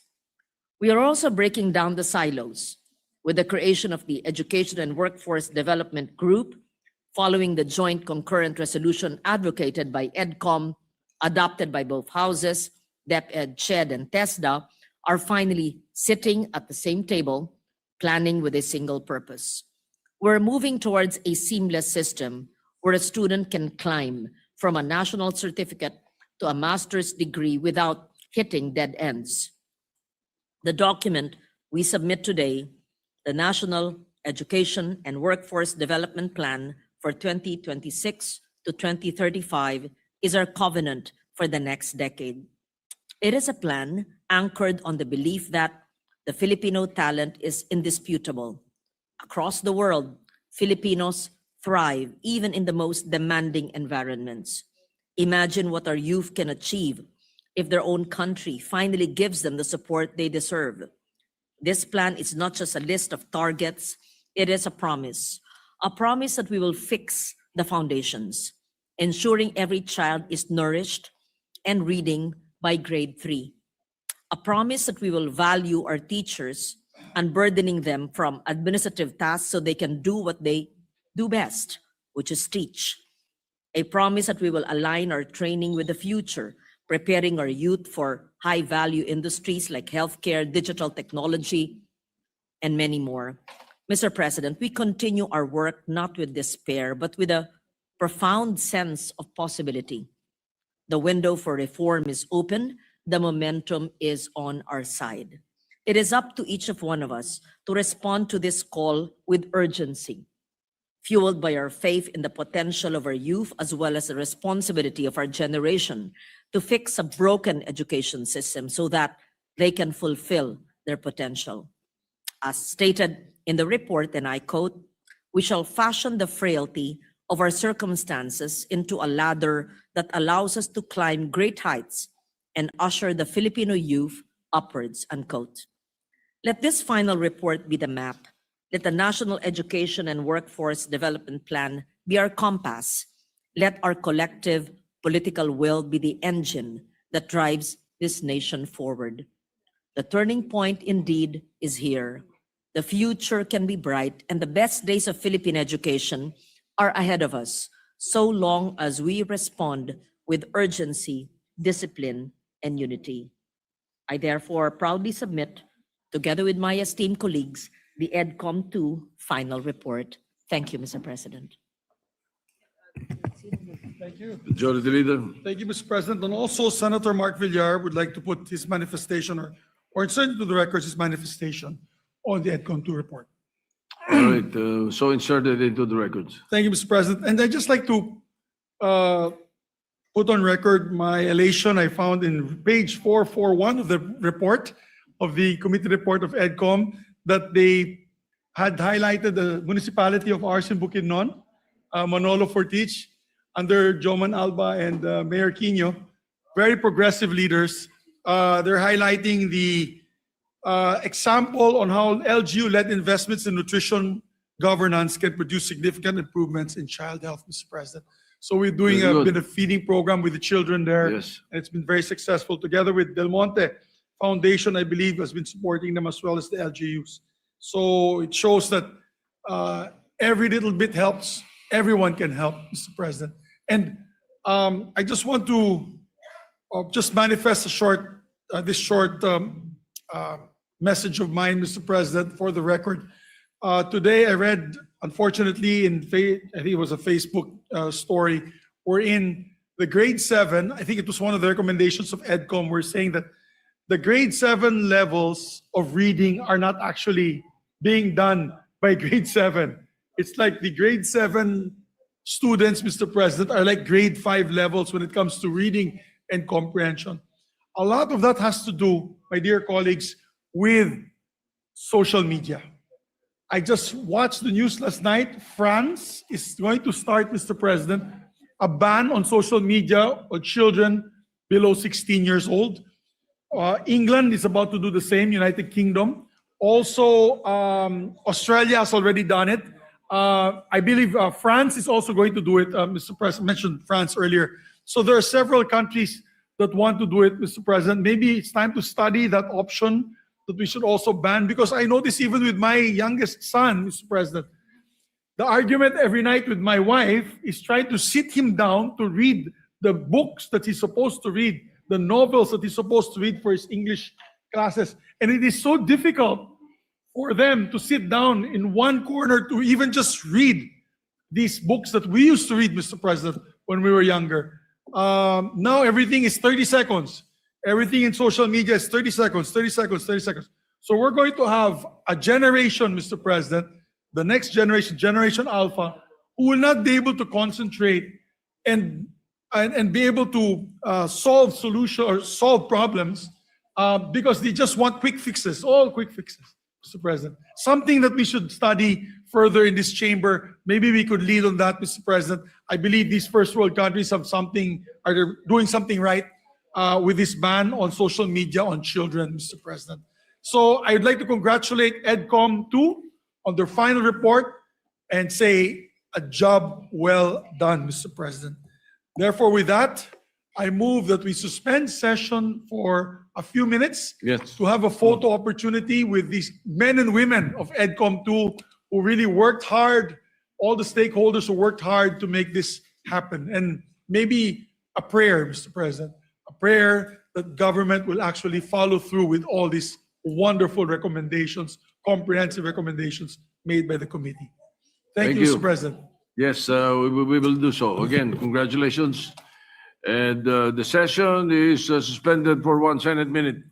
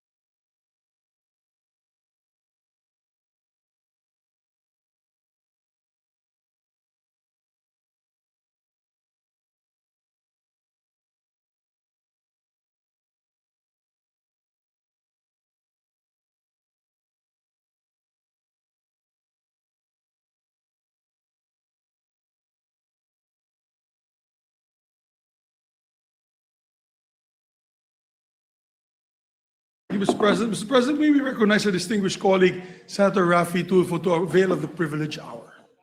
Senator Rafi Tulfo is recognized for the privilege hour. Thank you, Mr. President. Distinguished colleagues, I speak before you today on a matter of personal and collective privilege. I would like to raise an alarm regarding the continued dredging activities in our country. Di po kakayanin ng konsensya ko na manahimik sa bagay na ito dahil kinabukasan ng ating kalikasan at ng industriya ng pangingisda ang nasa peligro. Mr. President, with almost 10% of the world's coral reefs, large swaths of mangrove forest, and more marine protected areas than any other country, the Philippines is considered the center of global coral ecosystem biodiversity. As such, our coastal waters serve as a source of livelihood of 1.9 million registered small-scale fishers and their families. These small-scale fishers catch nearly half of the Philippines' fish supply. Furthermore, the Philippines fisheries sector generates more than 3.3 billion pesos a year. I cannot overemphasize the need to protect this industry, not just for the livelihood of our fisher folks, but for our food security as a nation. Kaya para na po akong sirang plaka pagdating sa dredging. Ang daming committee hearings at budget hearings na kwenisyon ko po ang ilang dredging activities. Nagsimula po ito nung lumapit sa aking opisina ang ilang concerned citizens ng Zambales na naalarma sa tuloy-tuloy na dredging activities na sinasagawa sa kanilang bayan. Nasisira po ang kanilang dalampasigan na dating dinadayo ng mga turista. At ang marine ecology ay apektado kaya damay pati ang fishing livelihood. Before the production of bangus and bangus fish fry provided local fishing communities with earnings of at least 5,000 to 13,000 pesos per day for fishers. But the quality of the water and the marine habitat has changed and their harvest has been affected. Ang sinasagawang dredging doon ay protektado ng LGU ng Zambales, kasamang DPWH at naaprubahan ng DNR bilang river restoration noong 2021 pa daw. Pero bakit nasa dagat na ang mga dredging vessels? Bakit naghahakot na lang sila ngayon ng buhangin? Bakit hindi matapos-tapos ang river restoration? Sa tingin ko po, hindi na ito river restoration kasi mismo ang provincial government ng Zambales ang nagmamalaki at nagmamayabang na ang main source na income nila sa kanilang probinsya ay ang dredging at quarrying. Pagkatapos po ng Zambales, sunod-sunod na ang mga lumapit sa akin na reklamo tungkol sa dredging. Sa Mamburao, Occidental Mindoro, pareho po ang kwento. The dredging is allegedly for river restoration by the provincial government to prevent flooding. However, locals report that the dredging is occurring about 1,500 meters from the river mouth in the sea, indicating a different purpose, such as extracting sand for commercial use. Nung inilapit sa akin, agad-agad din naman po napaalis ng LGU at natigil ang dredging. Ibig sabihin, hindi lehitimo ang operasyon. May lumapit din po sa amin na taga Gloria Oriental Mindoro. Ganon din po ang kwento. Fundraising ng LGU disguised as river restoration. Mr. President, ang nangangamba sa mga dredging operations na ito ay ang ating mga mangingisda. But despite the importance of the Philippine coastal fishing sector, they are not protected from these dredging operations. Large-scale fishers' average catch per day has decreased steadily for decades. They now spend more time at sea, going further and further from home for small yields. Mr. President, I fully understand that there are several circumstances when dredging is needed, including the maintenance of waterways for ships, as well as the cleaning of pollutants in bodies of water surrounding cities. However, environmental groups have flagged that excessive dredging can lead to environmental harm, particularly the destruction of marine life. Kaya nilapit po namin ito, mga dredging activities sa Bureau of Fisheries and Aquatic Resources o BFAR. Binigyan namin sila ng mga listahan ng dredging projects galing sa DNR upang alamin kung apektado ba ang mga ating mga mangingisda. BFAR acknowledged that it was often not consulted or involved in the planning, implementation, or monitoring of DPWH-led dredging projects.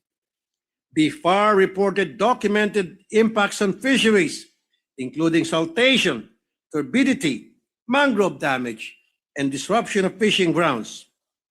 After requiring its regional offices to conduct an investigation, BFAR flagged 12 questionable dredging activities in rivers and coastal areas from Pangasinan, Ilocos Norte, Cagayan, Nabota, Zambales, Oriental Mindoro, Occidental Mindoro, Sultan Kudarat, and South Cotabato.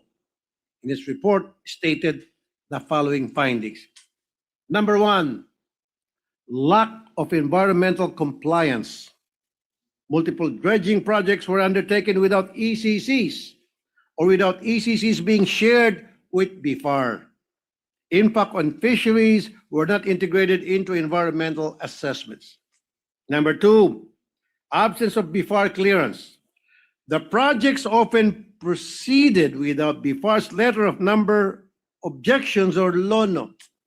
That's why BFAR was not able to conduct fisheries impact assessment, impose safeguards, or monitor compliance with regulations. Number 3, weak interagency coordination. DPWH, LGUs, and private contractors implemented projects without formal coordinations with BFAR. Thus, BFAR involvement was often reactive, triggered only by complaints or Senate inquiry. And number 4, fisher folks marginalization. Fisher folks are suffering from reduced fish catch, income loss, and increased water turbidity and noise. BFAR said that these impacts were not systematically documented prior to project approval.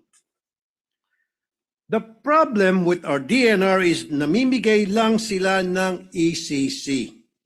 If walang nakatingin, basta-basta na lang nag-i-issue ng ECC, depende sa sinasabing sa magkanong pilak na pwedeng ibigay. Walang genuine concern for our environment. An example is a year ago, the DNR canceled the ECC of a 51-hectare reclamation project in Coron, Palawan. The cancellation was too late because hectares of coral reef and seagrass beds had already been destroyed. A biophysical assessment showed that 27% of corals died, while the remaining corals were slowly dying due to sedimentation.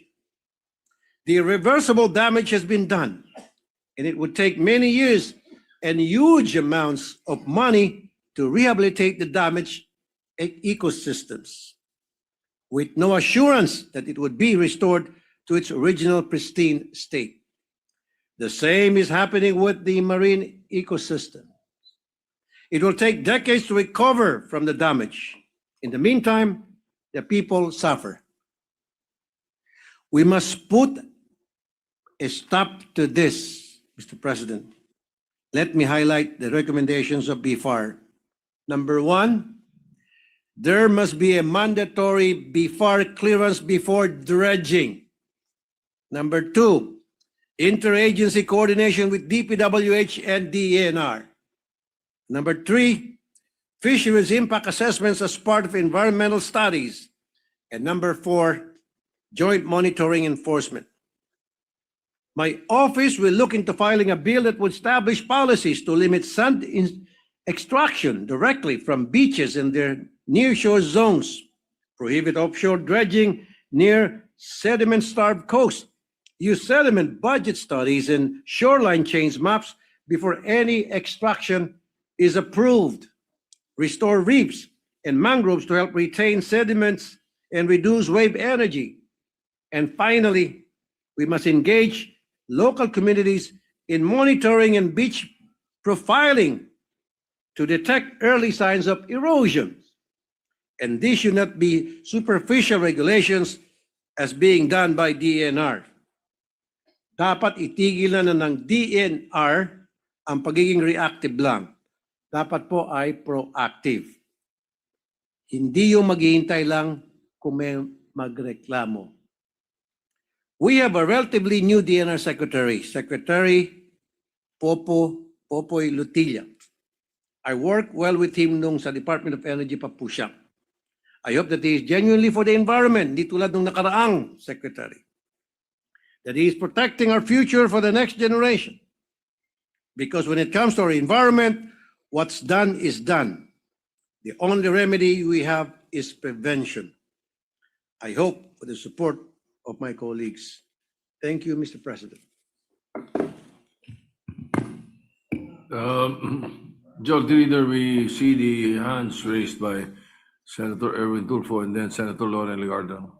Senator Erwin Tulfo was first. You're recognized. Thank you, Mr. Chair. With the indulgence of Senator Loren Legarda. Pinapahayag ko po ang aking buong suporta at pakikiisa sa mga mangingisda ng Zambales na nagpahayag ng seryosong pangamba kaugnay ng patuloy na dredging operations sa kanilang mga baybayin na malinaw po na nakaapekto sa kanilang kabuhayan at sa kalusugan ng ating yamang dagat. Kung papahintulutan po nating magpatuloy ang ganitong mga gawain, wala nang malinaw na pananagutan.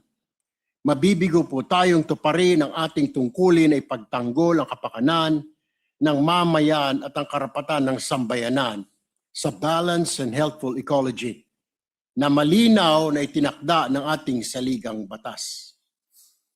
Umaasa po ako na tinatawagan ng pansin ang Department of Environment and Natural Resources. Galaw-galaw naman po dyan at kumilos, baka kayo po ay ma-stroke.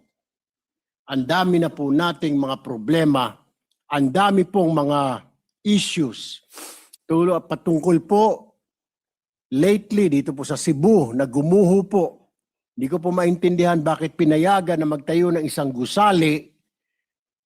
Sa likuran nito ay isang gabundok na basura kung saan marami po ang namatay. And before that, Mr. President, yung problema din po dito sa Sierra Madre, hindi pa po nagagawa ng solusyon. Patuloy po ang pagkakalbo ng ilang mga minahan dyan sa lugar na yan. At marami pa pong iba, Ginoong Pangulo. Kaya po, panawagan ko po sa DNR na kumilos na bago mahuli ang lahat. Ganun din po, umaasa po ako sa ating Senate Committee on Environment na matutukan po ang usaping ito. Maraming salamat po, Mr. President. Senator Loren Legarda is recognized.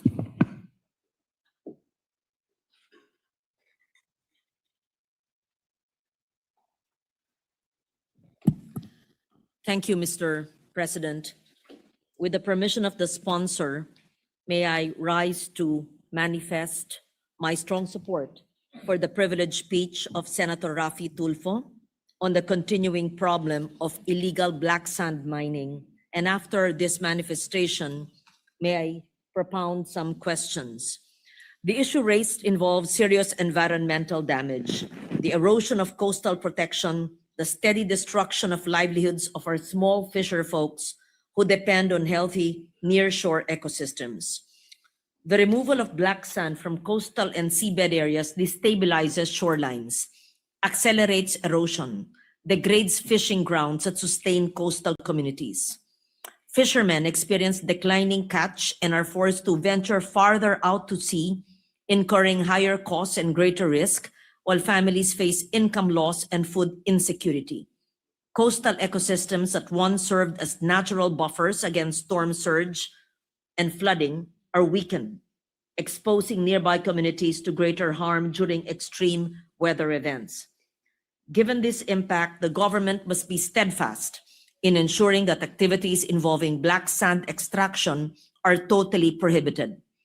The environmental and social cost far outweigh any claimed economic benefit, particularly when these activities compromise our food security, disaster resilience, and the long-term sustainability of our marine resources. Accountability must extend beyond private operators. Local government units that allow, tolerate, or fail to prevent these activities within their jurisdiction should be held to account. I therefore support the full investigation, firm legislative and regulatory action to prohibit black sand mining and the imposition of responsibility on all parties involved, including public officials who have allowed these practices to persist. The Senate must act decisively to protect our coastal communities, uphold environmental stewardship, and affirm that our natural resources are held in trust for the Filipino people. So I would like to extend and convey my support to the good sponsor for having brought this to the Senate's attention today, because according to Oceana, an international organization focused on oceans, around 98% of Philippine coral reefs are under threat, and about 70% are high to very high risk due to climate change, overfishing, and coastal pressures, underscoring the need for urgent protection. You mentioned about dredging. We talked about black sand mining, even coral reefs, which are the home, the ecosystem of the fish that our fisher folks catch for their daily needs, is at risk as well.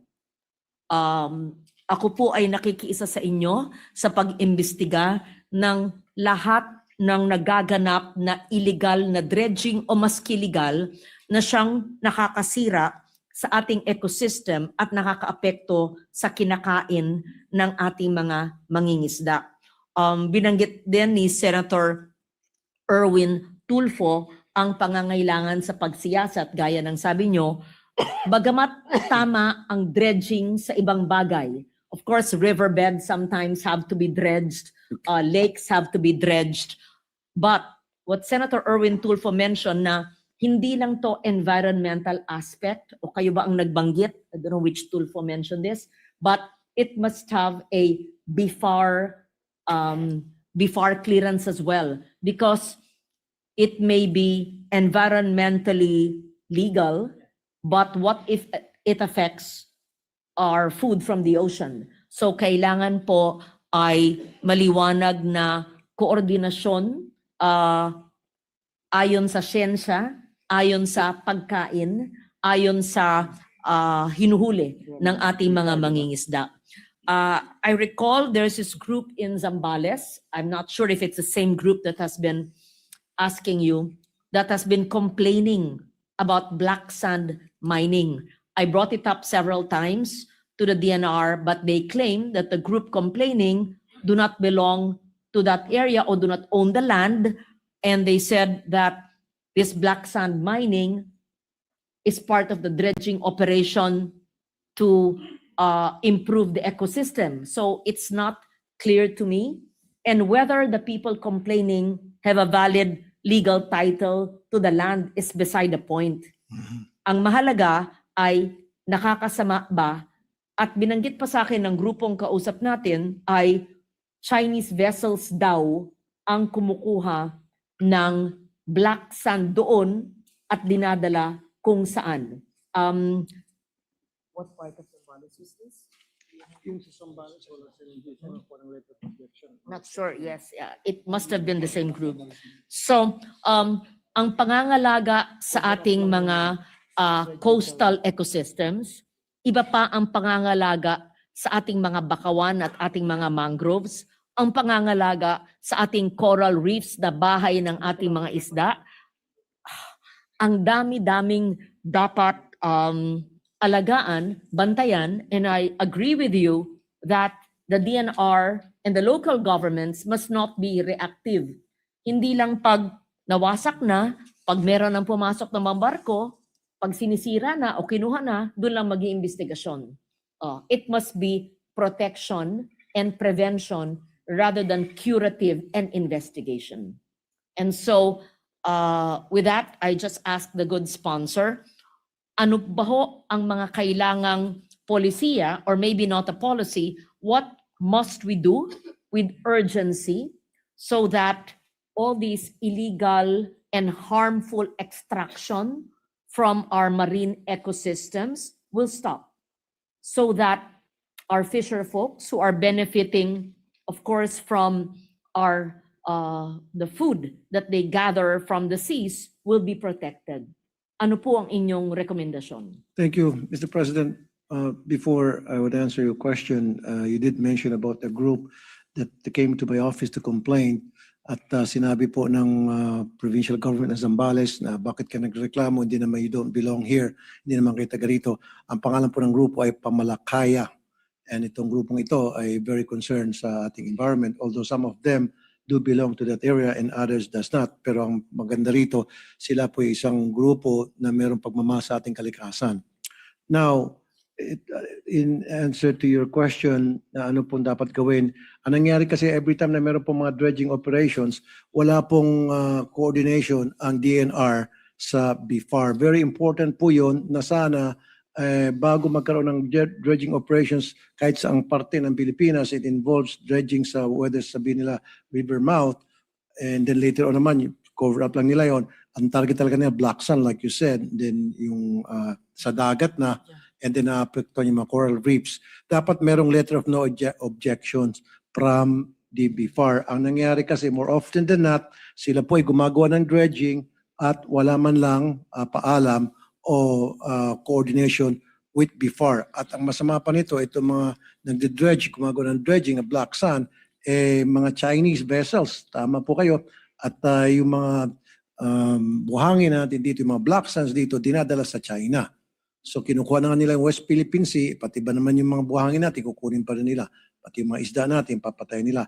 So it is really very important that BIFAR has to be consulted, and BIFAR needs to inspect and assess kung hanggang saan lang ba pwede mag-dredge yung isang nag-apply ng permit for dredging.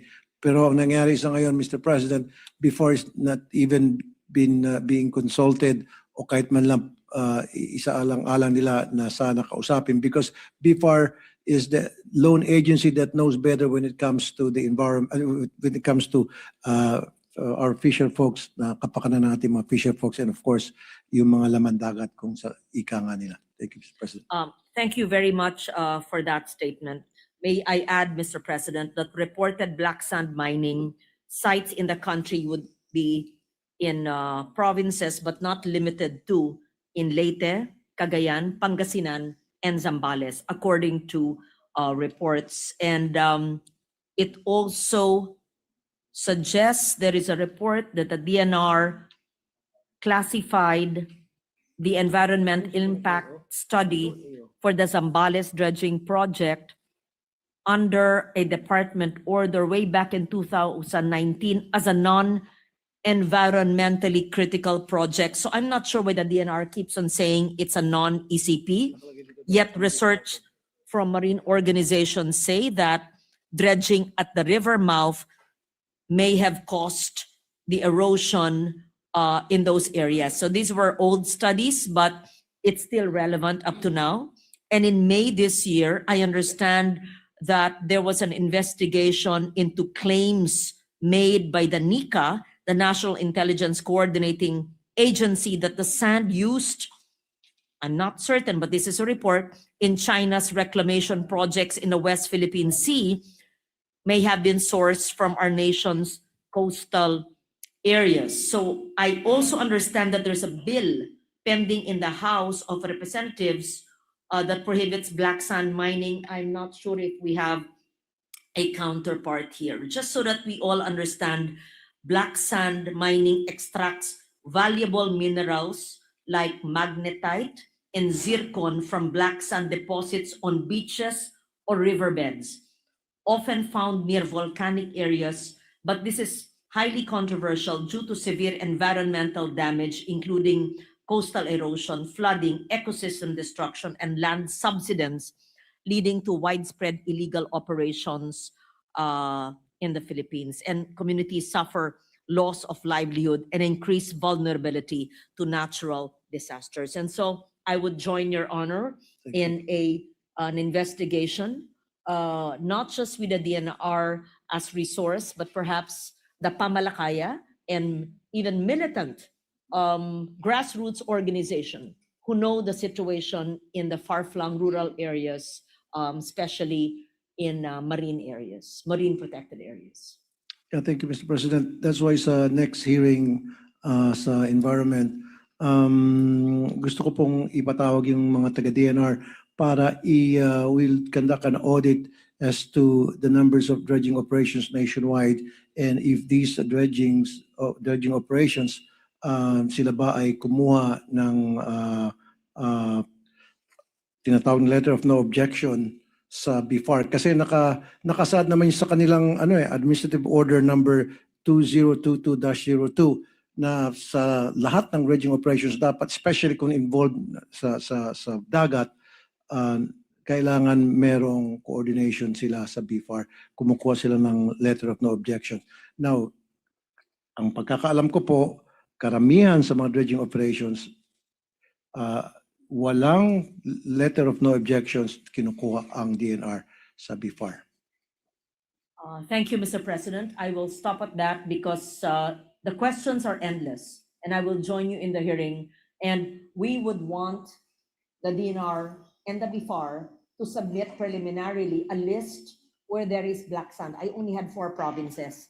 Saan pa may availability ng black sand at saan may ongoing legal dredging ng black sand, at ano ang basihan ng kanilang ECC, and what is the impact to our fisher folks and to coastal erosion that negatively or adversely impacts on the fish or whatever catch is available in that area. And perhaps you could also involve or include the UPMSI, the Marine Science Institute, very credible academic institution. So thank you for bringing this up once again. I join you in this shared advocacy. Thank you, Mr. President. Thank you, Mr. President. For the permission of the senators, Senator Lacson is recognized to interject. Thank you, Mr. President. With the permission of the sponsor and the gentle lady from Antique. Very quickly, Mr. President, in other words, triple whammy effect sa ating bansa ito. Number 1, environmental, because nasisira nga yung ating coral reefs and everything. Number 2, economic, kasi yung ating livelihood ng mga fisher folk. And number 3, security. Kasi yung kinukuhang sand, kinukuhang lupa, binibigay pa natin sa China para mag-reclaim, maggawa ng mga artificial islands, no? Para andito na lang sila sa tabi natin, tabi-tabi. So I just want to put that on record, Mr. President, for the consideration of the sponsor when he calls for a committee hearing to confront the DNR officials and other personnel involved. It's all driven by greed, Mr. President. No?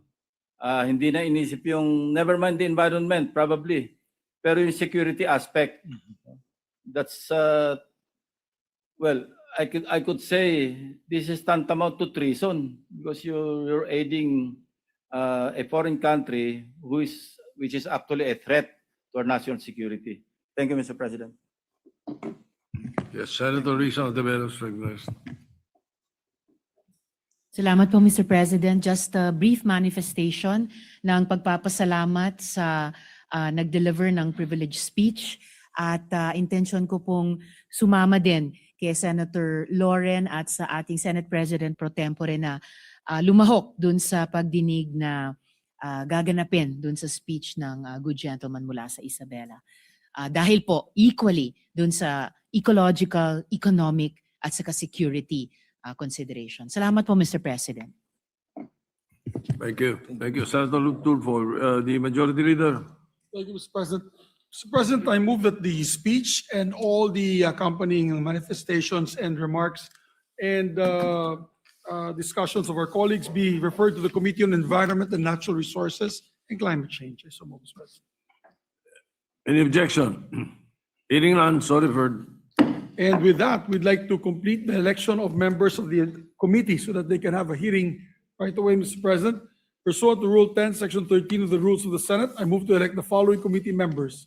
For the Committee on Environment, Natural Resources, and Climate Change, on the part of the majority, Senator Pia Cayetano, Senator Erwin Tulfo, Senator J.V. Ejercito, Senator Risa Ontiveros, Senator Wing Gatchalian, Senator Manuel Lito Lapid, Senator Lauren Legarda, Senator Pangilinan, Senator Mark Villar, and Senator Bam Aquino. I so move, Mr. President.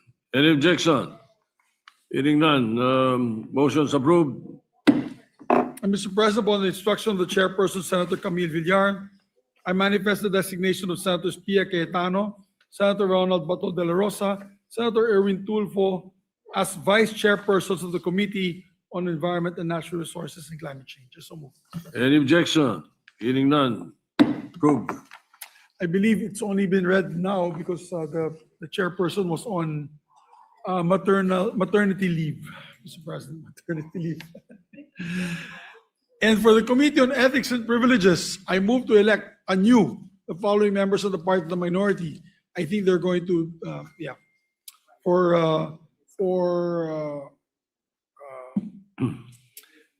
they replaced the members because of the conflict of interest, because I think the two members that were there, I think have cases, Mr. President. So Senator Amy Marcos will replace Senator Batol de la Rosa and Senator Rodante Marcoleta, Vice Senator Joel Villanueva. I so move, Mr. President. Any objection? Hearing none, motion's approved. And I believe the chairperson of the Committee on Ethics, Senator J.V. Ejercito, would like to also make a manifestation on his chairmanship or the committee, Mr. President. Senator J.B. Ejercito is recognized. Thank you, Mr. President. Dear colleagues, I rise on the matter of personal collective privilege. Gross neglect of duty is defined by the Supreme Court as, let me quote, the failure to give proper attention to a required task or to discharge a duty characterized by want of even the slightest care or by conscious indifference to the consequences insofar as other persons may be affected or by flagrant and palpable breach of duty. It is the omission of that care which even inattentive and thoughtless men never fail to give their own property. In case involving public officials, there is gross negligence when a breach of duty is flagrant and palpable. End of quote. Would there be a gross neglect of duty if we are faithfully following established rules of this institution? Maring gasgas na sa maraming ngunit nananatiling angkop na sabihin na we are men and women of the law. And as lawmakers, we do our business within the bounds of our rules that govern us. Tayo pong mga senador ay may rules na nagtatakda ng parameters ng mga kapangyarihan na ipinagkatiwala sa atin. Mayroon tayong limitasyon at hindi na natin nais na lumabis dito. We have rules and we live by them every single day. Our primary duty, first and foremost, is to craft laws. We are lawmakers and we are expected to be the first to follow the rules, laws, and laws. Noong mga nakarang araw po ay nakarating sa akin ang maparatang na hindi ko raw umano inaksyonan ang mga complaints na na-file sa Senate Committee on Ethics and Privileges kung saan ako ay tinalaga bilang chairperson. I have even received an ethics complaint filed against me in my capacity as the committee chairperson. Sabi ko nga po, everyone is entitled to their own opinion and is free to file a complaint against anyone they feel they are aggrieved by. This is how democracy works. Ngunit para sa hindi pamilyar sa proseso ng ating trabaho sa lehislatura, marahil ay maari talagang mabuong iba't ibang mga haka-haka at akusasyon. You see, the status of the Committee on Ethics is largely due to a chain of events. The change in the leadership from former Senate President Francis C. Escudero to Senate President Vicente Tito Soto III is public knowledge. The internal structure of the Senate was also changed. Some of the officers were replaced and the new ones were elected. Committee chairmanships became vacant and new chairpersons were elected and new members supposedly nominated. Some committees were constituted and went about their business right away. Others, however, were not constituted yet. A committee cannot perform its powers and functions if it has not been constituted. If it proceeds without the benefit of being constituted, the committee risks invalidating all of its succeeding actions. Pwede po ba tayo magsagawa ng mga pagdinig? Maaari natin itong gawin, ngunit ito ba yung nararapat gawin? Wasto ba ito at naayon po sa rules of the Senate? Nakatali po ang ating mga kamay, nakatali po ang kamay ng chairman. Nakagapos po tayo sa prinsipyo at patakaran ng ating sinusunod. For as long as it remains unconstituted, the committee is likewise unable to adopt its own rules which shall govern its procedures and all the technicalities that come with it. The rules observed by the Committee on Ethics and Privileges of the last Congress do not automatically carry over to the present Congress. Under long-standing parliamentary practice, each newly constituted Congress begins as a separate, distinct body. Consequently, all committees must first be formally organized and their internal rules must be expressly presented, deliberated upon, and adopted by their members. It needs to be approved and adopted during the organizational meeting of the committee by its members from the 20th Congress. This includes the marking of the case numbers of the complaints filed, which my office has arranged and kept in the order they were stamped received. Sa kasalukuyang estado ng Committee on Ethics, ang maximum na pwede nitong gawin ay tumanggap ng complaint na maaring paningin ng ilan ay minimal. Binabasa at pinag-aaralan natin ang mga complaints na ating natatanggap at binibigyan natin kaukulang aksyon sa sandaling legal ng makapagsasagawa ng mga pagdinig ang Committee on Ethics. Isa lamang po ako sa 24 na miyembro ng 20th Congress.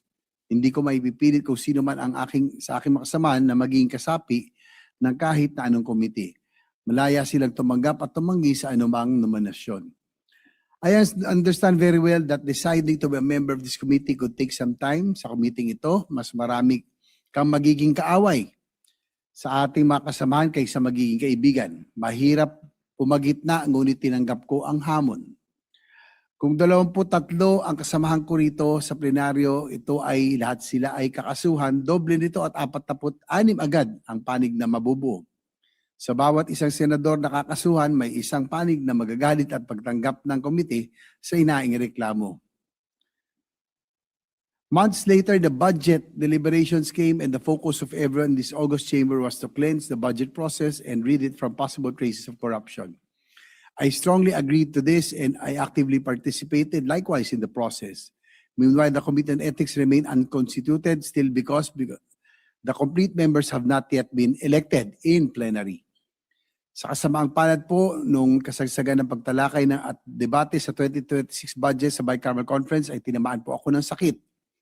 Na-hospital po ko ng halos ilang linggo, ngunit pinilit ko pa rin na natin makadalo sa iba't ibang mga hearing via teleconference. At sa sandali po na pinayagan ako ng ating tutor ay agad ako dumalo sa YCAM. Hindi ko po binabanggit ang aking pagkakasakit upang magdahilan o iabsuelto ang aking sarili mula sa mga bintang laban sa akin. Wala naman din pong magagawa ang aking karamdaman para mapuno ang kakulangan sa kasapian ng Committee on Ethics. Ang gusto ko lang pong bigyan din ay sa kabilang ng pagkakasakit, hindi naman po tumigil ang aking committee sa pagtanggap ng mga reklamo. At kung constituted naman po ang committee ay naaksyonan po natin ang mga complaints na natanggap. At kung naaprubahan ng mga magiging member ng Ethics Committee, akin pong imumungkahan sana na first in, first out policy. It is not my sickness that limited the work of the Committee on Ethics, but its non-constitution due to incomplete membership that can only be remedied during plenary. Before the BICAM of the 2026 budget, the session was suspended and the time ran out. And time clearly is beyond our control in the same very way that a senator's willingness to become a member of the Committee on Ethics is beyond my control. At the risk of repeating myself, I wish to emphasize the Committee on Ethics cannot proceed if it is not constituted. Its constitution is dependent upon the completion of the roster of members. As chairman, I cannot exercise powers that I do not possess and have yet to exist. How can I grossly neglect a duty that is not yet there? Logic dictates one can only give one has. Therefore, I cannot neglect to fulfill something that has not yet been bestowed upon me. To accuse me then of grossly neglecting my duty is also grossly illogical.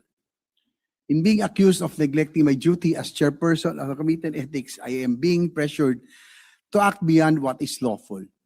Is it acting beyond the powers bestowed or delegated in itself gross neglect of duty, our duty to abide by our rules? Is it arrogance and abuse of power? The chairmanship of the Senate Committee on Ethics and Privileges was something that this humble representation did not choose or ask for. It was entrusted upon me by the current leadership of the Senate.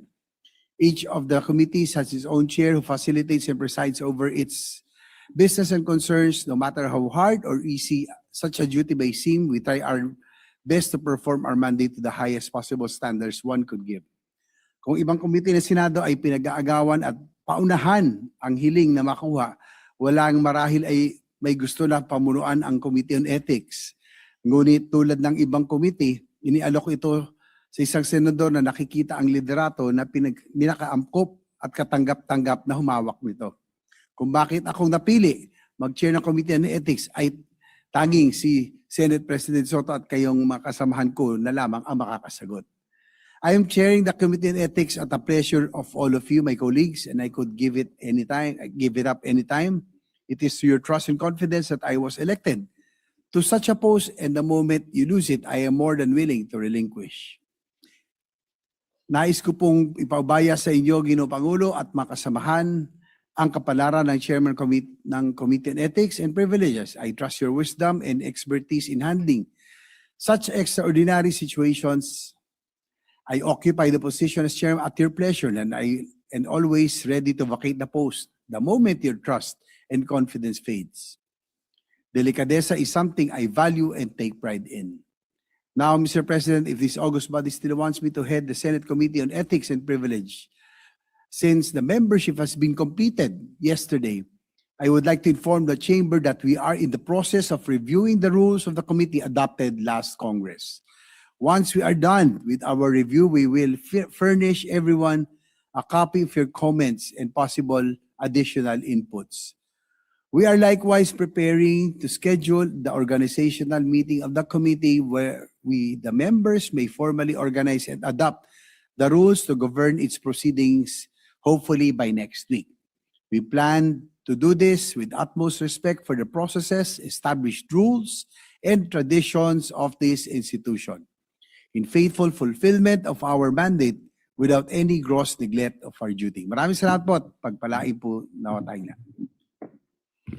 Thank you, Senator J.B. Ejercito. You have our full trust and confidence as chairman of the Committee on Ethics and Privileges. Thank you, Mr. President. And just a short manifestation in support of our chairperson, Mr. President. Go ahead.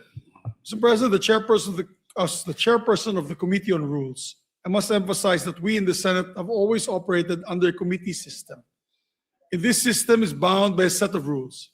This is to ensure that all measures, or in this case, the case of the Ethics and Privileges Committee, are properly dealt with. Kailangan pong maintindihan ng lahat ng nakikinig po na yun, a committee must first have a complete membership before it can be organized and conduct a hearing or meeting. As you know, even to this last minute, we had to change members of the Committee on Ethics. Kaya hindi po mabuo yung committee at hindi po sila makatawag po ng isang hearing. So, let me repeat, kailangan po maintindihan ng lahat ay kailangan kompleto po ang membership ng committee to be organized and conduct a meeting. For the Ethics and Privilege Committee, we did not complete the membership until today, this afternoon. And sure enough, Senator JV is already looking forward to calling for a hearing by next week. I say all of this, rather, Mr. President, to ease the concerns of the committee's chair's supposed negligence as brought about by some complainant. I assure our people that everything has been proceeding in order in keeping with the rules of the Senate. And we trust that Senator JV will continue to uphold the Senate rules as the Ethics Committee is now empowered to proceed with its functions.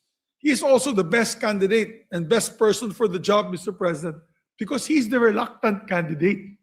He didn't want this position from the very beginning, but he's willing to make the sacrifice to make sure that each and every one of us will be following the rules and procedures and ethical standards of this great institution. So we thank him for that, Mr. President. Mahirap pong maging chairman ng ethics. Marami pong tumanggi dito, pero siya, being reluctant that he is, we had to convince him, and he gladly agreed to take the job, especially now that there are pending cases on this issue. We trust him and fully support him, Mr. President. We give him our 100% support. Maraming salamat, Mr. President. All right, thank you, Majority Leader. And Mr. President, last item on the agenda, since we already can approve this on second reading with the permission of everyone, including those proponents who proposed amendments, I move that we consider for amendment, Mr. President, Senate Bill number 1509 under Committee Report number 13. Any objection? Hearing none, consideration of 1509 is in order. This is This the parliamentary status, Mr. Majority Leader. Thank you, Mr. President. We are in the period of amendment, and we are taking up the act establishing the Philippine Geriatric Center for all our super senior citizens, Mr. President. So, maraming matutulungan itong centers na ito. Mr. President, Of we course. recognize Senator Risa Ontiveros. Senator Risa Ontiveros is recognized, the principal sponsor of the measure. Salamat po, Defeated amendment. Mr. President. Mr. President, colleagues, the proposed amendments to the Philippine Geriatric Center Bill reflect the valuable insights shared during the interpellations of Senators Pia Cayetano, Rodante Marcoleta, Bongo, Robin Padilla, and Jinggoy Estrada. These amendments ensure that the PGC will not only serve as a tertiary specialty hospital for our older persons, senior citizens, and the elderly, and our aging population, but also function as the apex of an integrated, inclusive, coordinated, and sustainable geriatric care system. They likewise guarantee priority access for indigent and vulnerable older persons and align the measure fully with the Universal Healthcare Law and the Sustainable Development Goals framework. Furthermore, the amendments strengthen the PGC's age-friendly design, leadership and management, service integration, project completion timelines, and congressional oversight, ensuring that this landmark facility is inclusive, responsive, and accountable, and capable of meeting the needs of our rapidly aging population. On Section 2, Declaration of Policy, Mr. President, amendment from Senators Pia Cayetano and Robin Padilla, aligning the PGC with our SDG commitment to achieving health equity, making it future-ready, globally aligned, and socially just and responsive to the urgent needs of the aging population. On page 1, delete lines 6 to 7 and replace with the following paragraph. Towards this end, the state shall adopt an integrated, inclusive, and comprehensive approach to health development in accordance with the Sustainable Development Goals, SDGs, particularly SDG 3, which seeks to ensure healthy lives and promote well-being for all at all ages.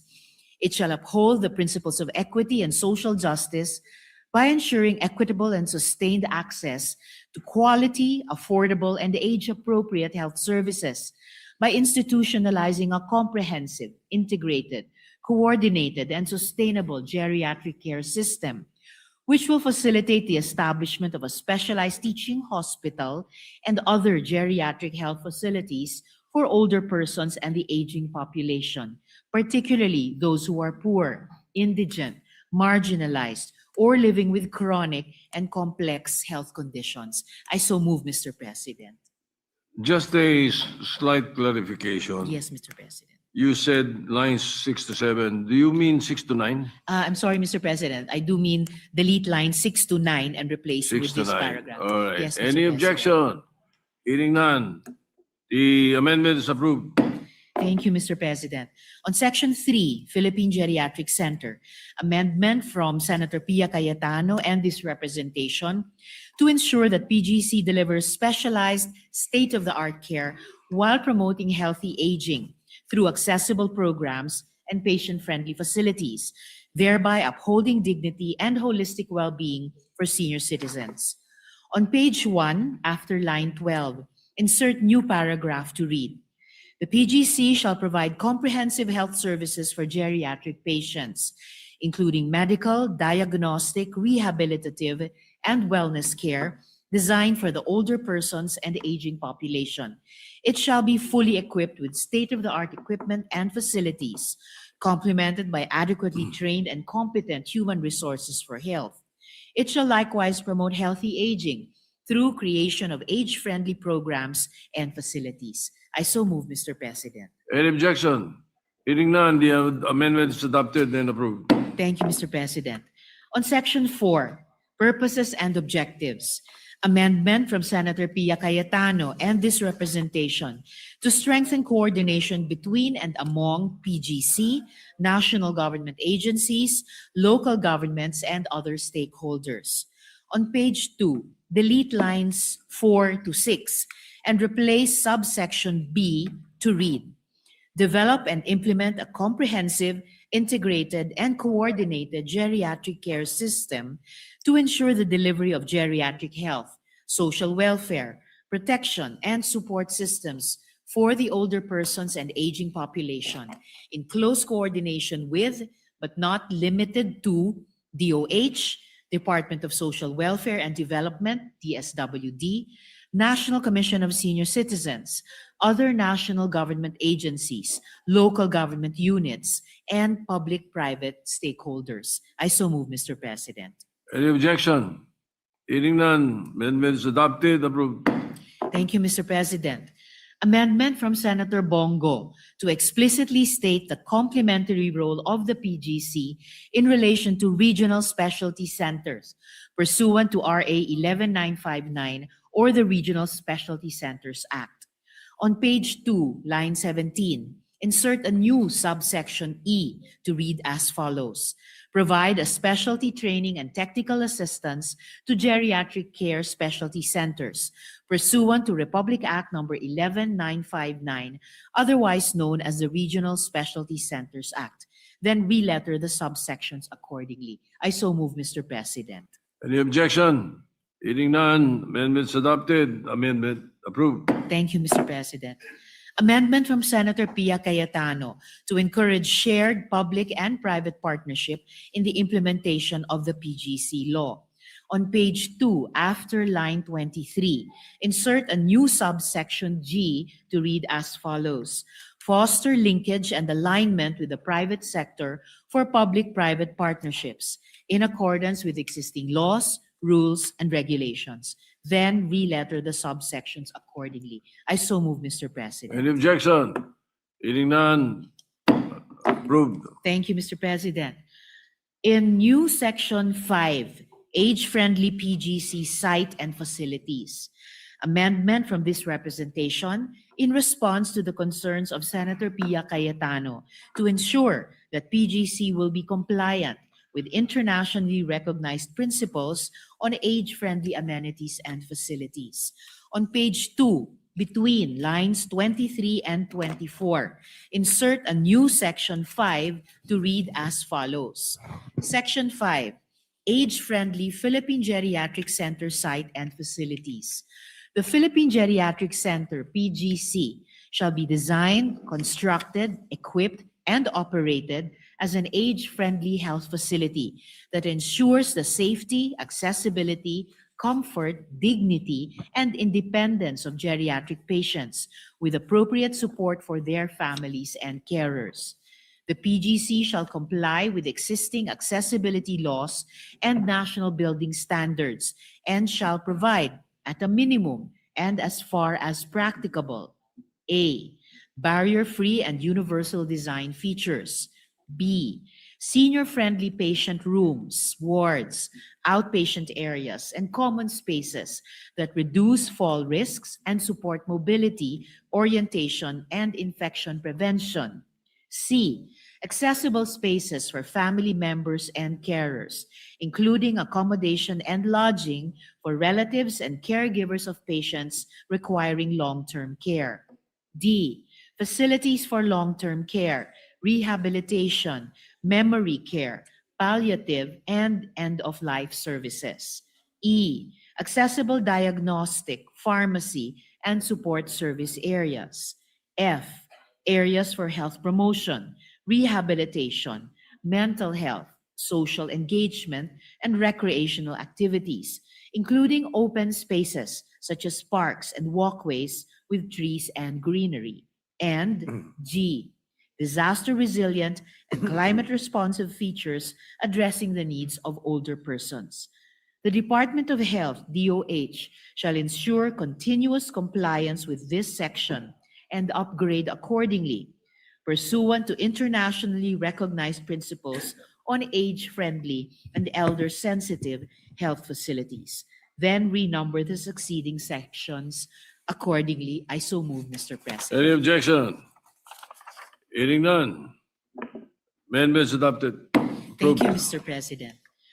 On new Section 6, Organizational Structure and Staffing Pattern, amendment from Senator Bongo and this representation prescribing the qualification of the Medical Center Chief of the PGC. On page 2, line 27, after the word regulations and the period, insert a new sentence to read as follows. The PGC shall be headed by a medical center chief, who shall be a duly licensed physician with demonstrated experience and competence in geriatric care and in hospital administration and management.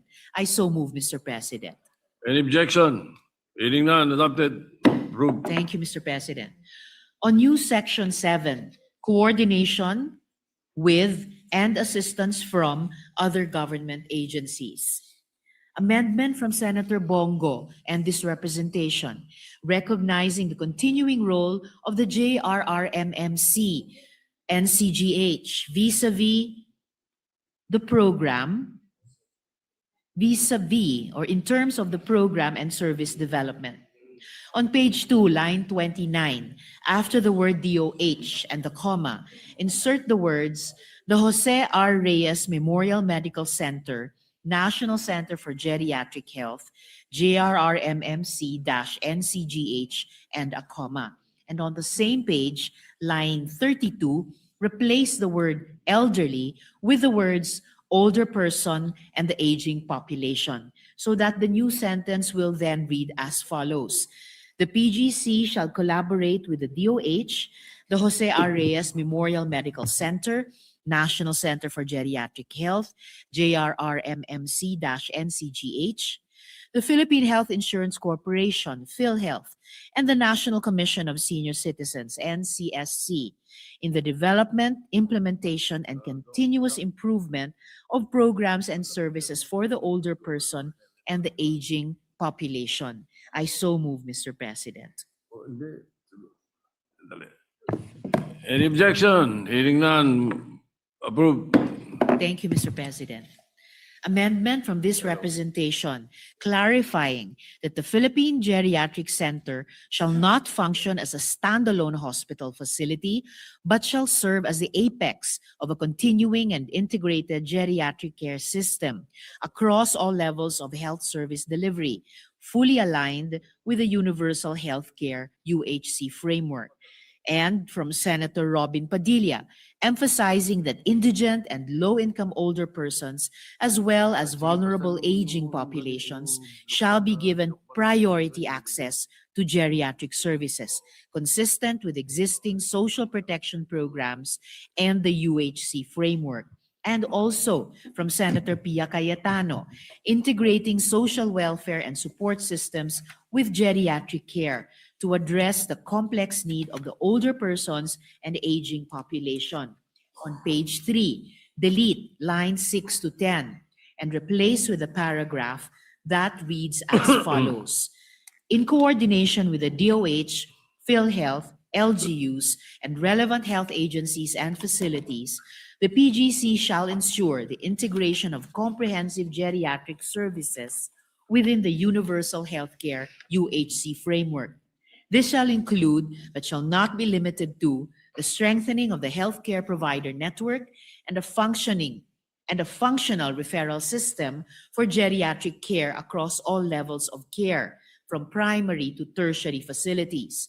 The PGC shall likewise ensure priority access to geriatric services for indigent and low-income geriatric patients, older persons, and aging population, consistent with the UHC Act.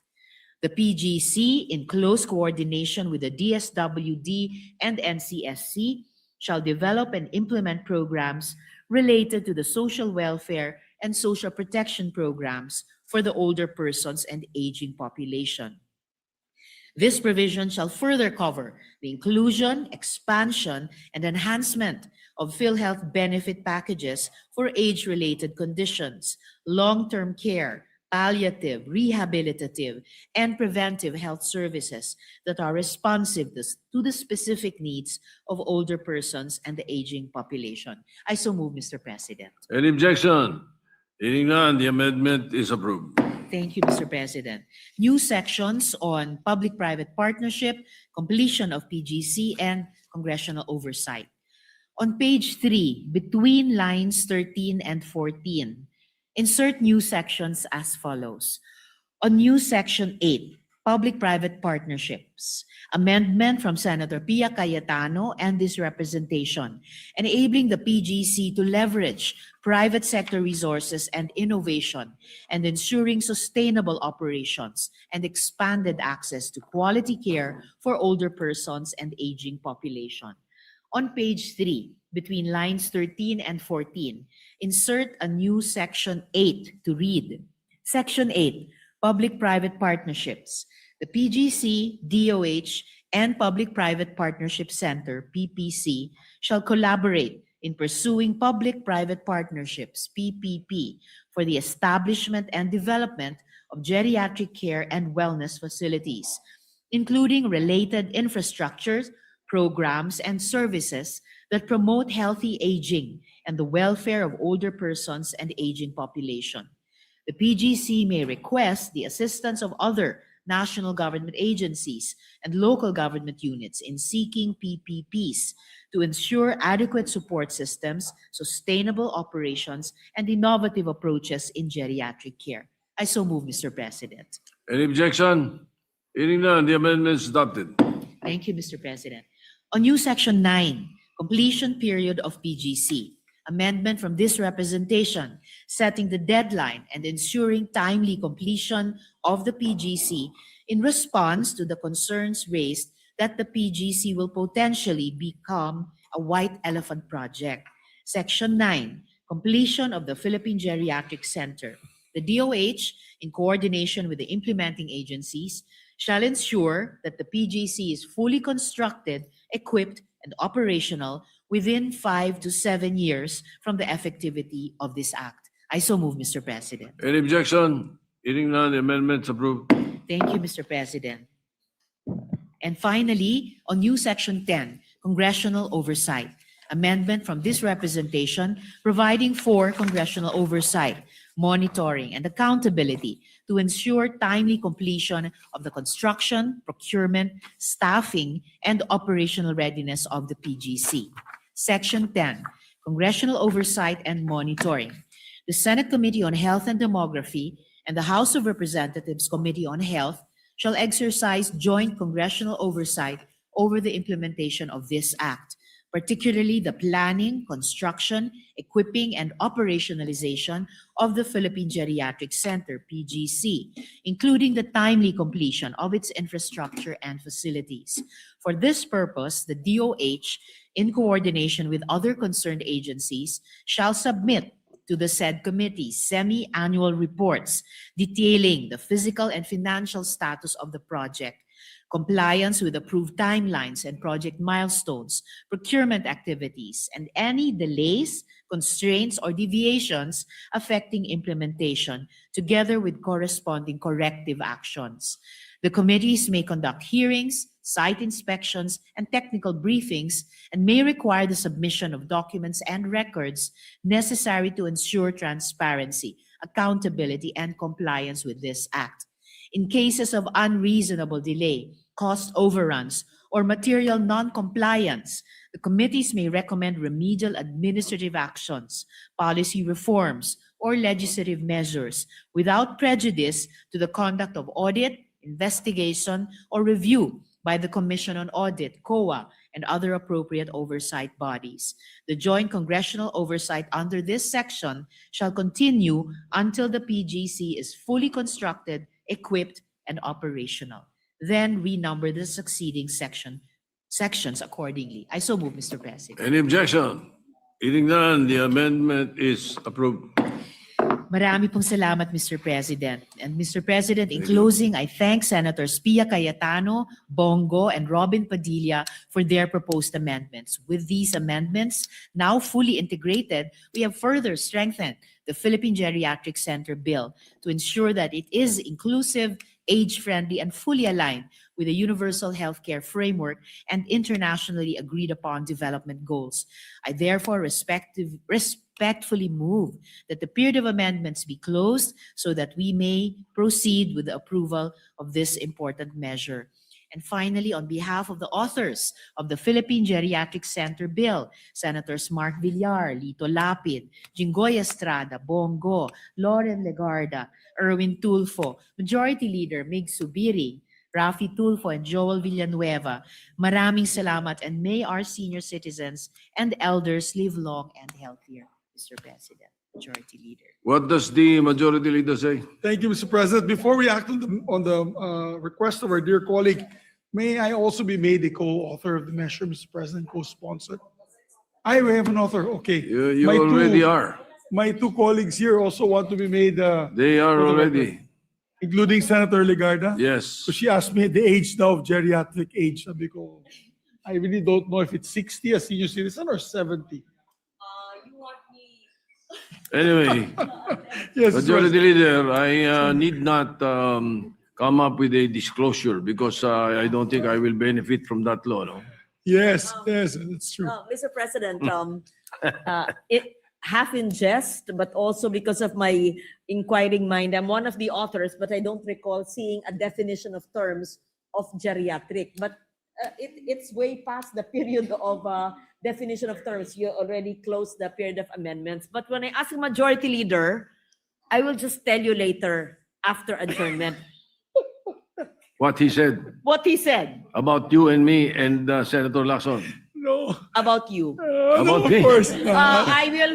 I actually did not say anything, Mr. President. I was just pointing to the direction there. But marami Mr. din dito. Huwag Matanda. mapipilipat ang dila ng tabukid nun. That's why I will hold, lest I say something. But the Senate President is always a good sport, and I will tell him exactly what you said. Actually, papunta na rin kami dyan ni Senator JV. We're on our way. Few more layers to go and we'll also be senior citizens. So, You yes, know, there's one thing, one advice I can give you, Majority Leader Senator Subiri. Do not be afraid of old age. Try to reach it. good words of wisdom. Words of wisdom from our Senate President. But I believe Senator Risa would like to recognize one. Senator Hontiveros. Just a quick point of information, Mr. President, sa point ni raise ni Senator Loren. Tama po sila. There's actually no definition of geriatric dahil ang geriatric po has less to do with numerical age kasi there are seniors in full or practically full capacity of their physical and mental health. Mas po may reference sa geriatric conditions na may kinalaman po sa So progressive na geriatric diminution conditions sa does not capacities. have nothing to do with age. Actually po, not strictly. Good, Salamat po, because Mr. President. there is one thing also that I practice. I do not let the old man in. Yan, Mr. President. Yes. No. All right, Thank you, Mr. Majority President. Leader. That's why hindi halata, Di- Mr. President, na 65 ka lang. Yes, Mr. President. Mr. President, I move to close the period of amendments. So move, Mr. President. Amendment. Any objection? Hearing none, the period of amendments closed. And Mr. President, this is supported by almost all our colleagues. I think this is a very non-controversial bill. I consider this a happy bill for our, sorry. Who? Asan Pia, of course, we'll also put on record, Mr. President, the request of Senator Pia that she may be made a co-sponsor and co-author of the measure. And with that, Mr. President, I move that we approve on second reading Senate Bill number 1509 under Committee Report number 13. Any objection? Hearing none, Senate Bill 1509 is approved on second reading. Thank you very much, Mr. President. And last housekeeping measure, It's- I move to suspend consideration. LEDAC, yes, it's a LEDAC measure, Oh. it's the Majority I Leader. forgot this is in the list. That's right. Congratulations to The all of LEDAC us. will be happy. Yes, Mr. President. So move to suspend consideration of the measure for third reading. Consideration of the measure suspended. And last, Mr. President, on the agenda today, just as housekeeping. Upon the instruction of Senator Ontiveros, Chairperson of the Committee on Electoral Reforms and People's Participation, I manifest the designation of Senator Francis Kiko Pangilinan as Vice Chairman of the said committee, Mr. President. Any objection? Hearing none, Senator Pangilinan is elected Vice Chair. Therefore, Actually, it's a designation of the chairman. that's Yeah. correct, Mr. President. With that, Mr. President, no other measures to take up today.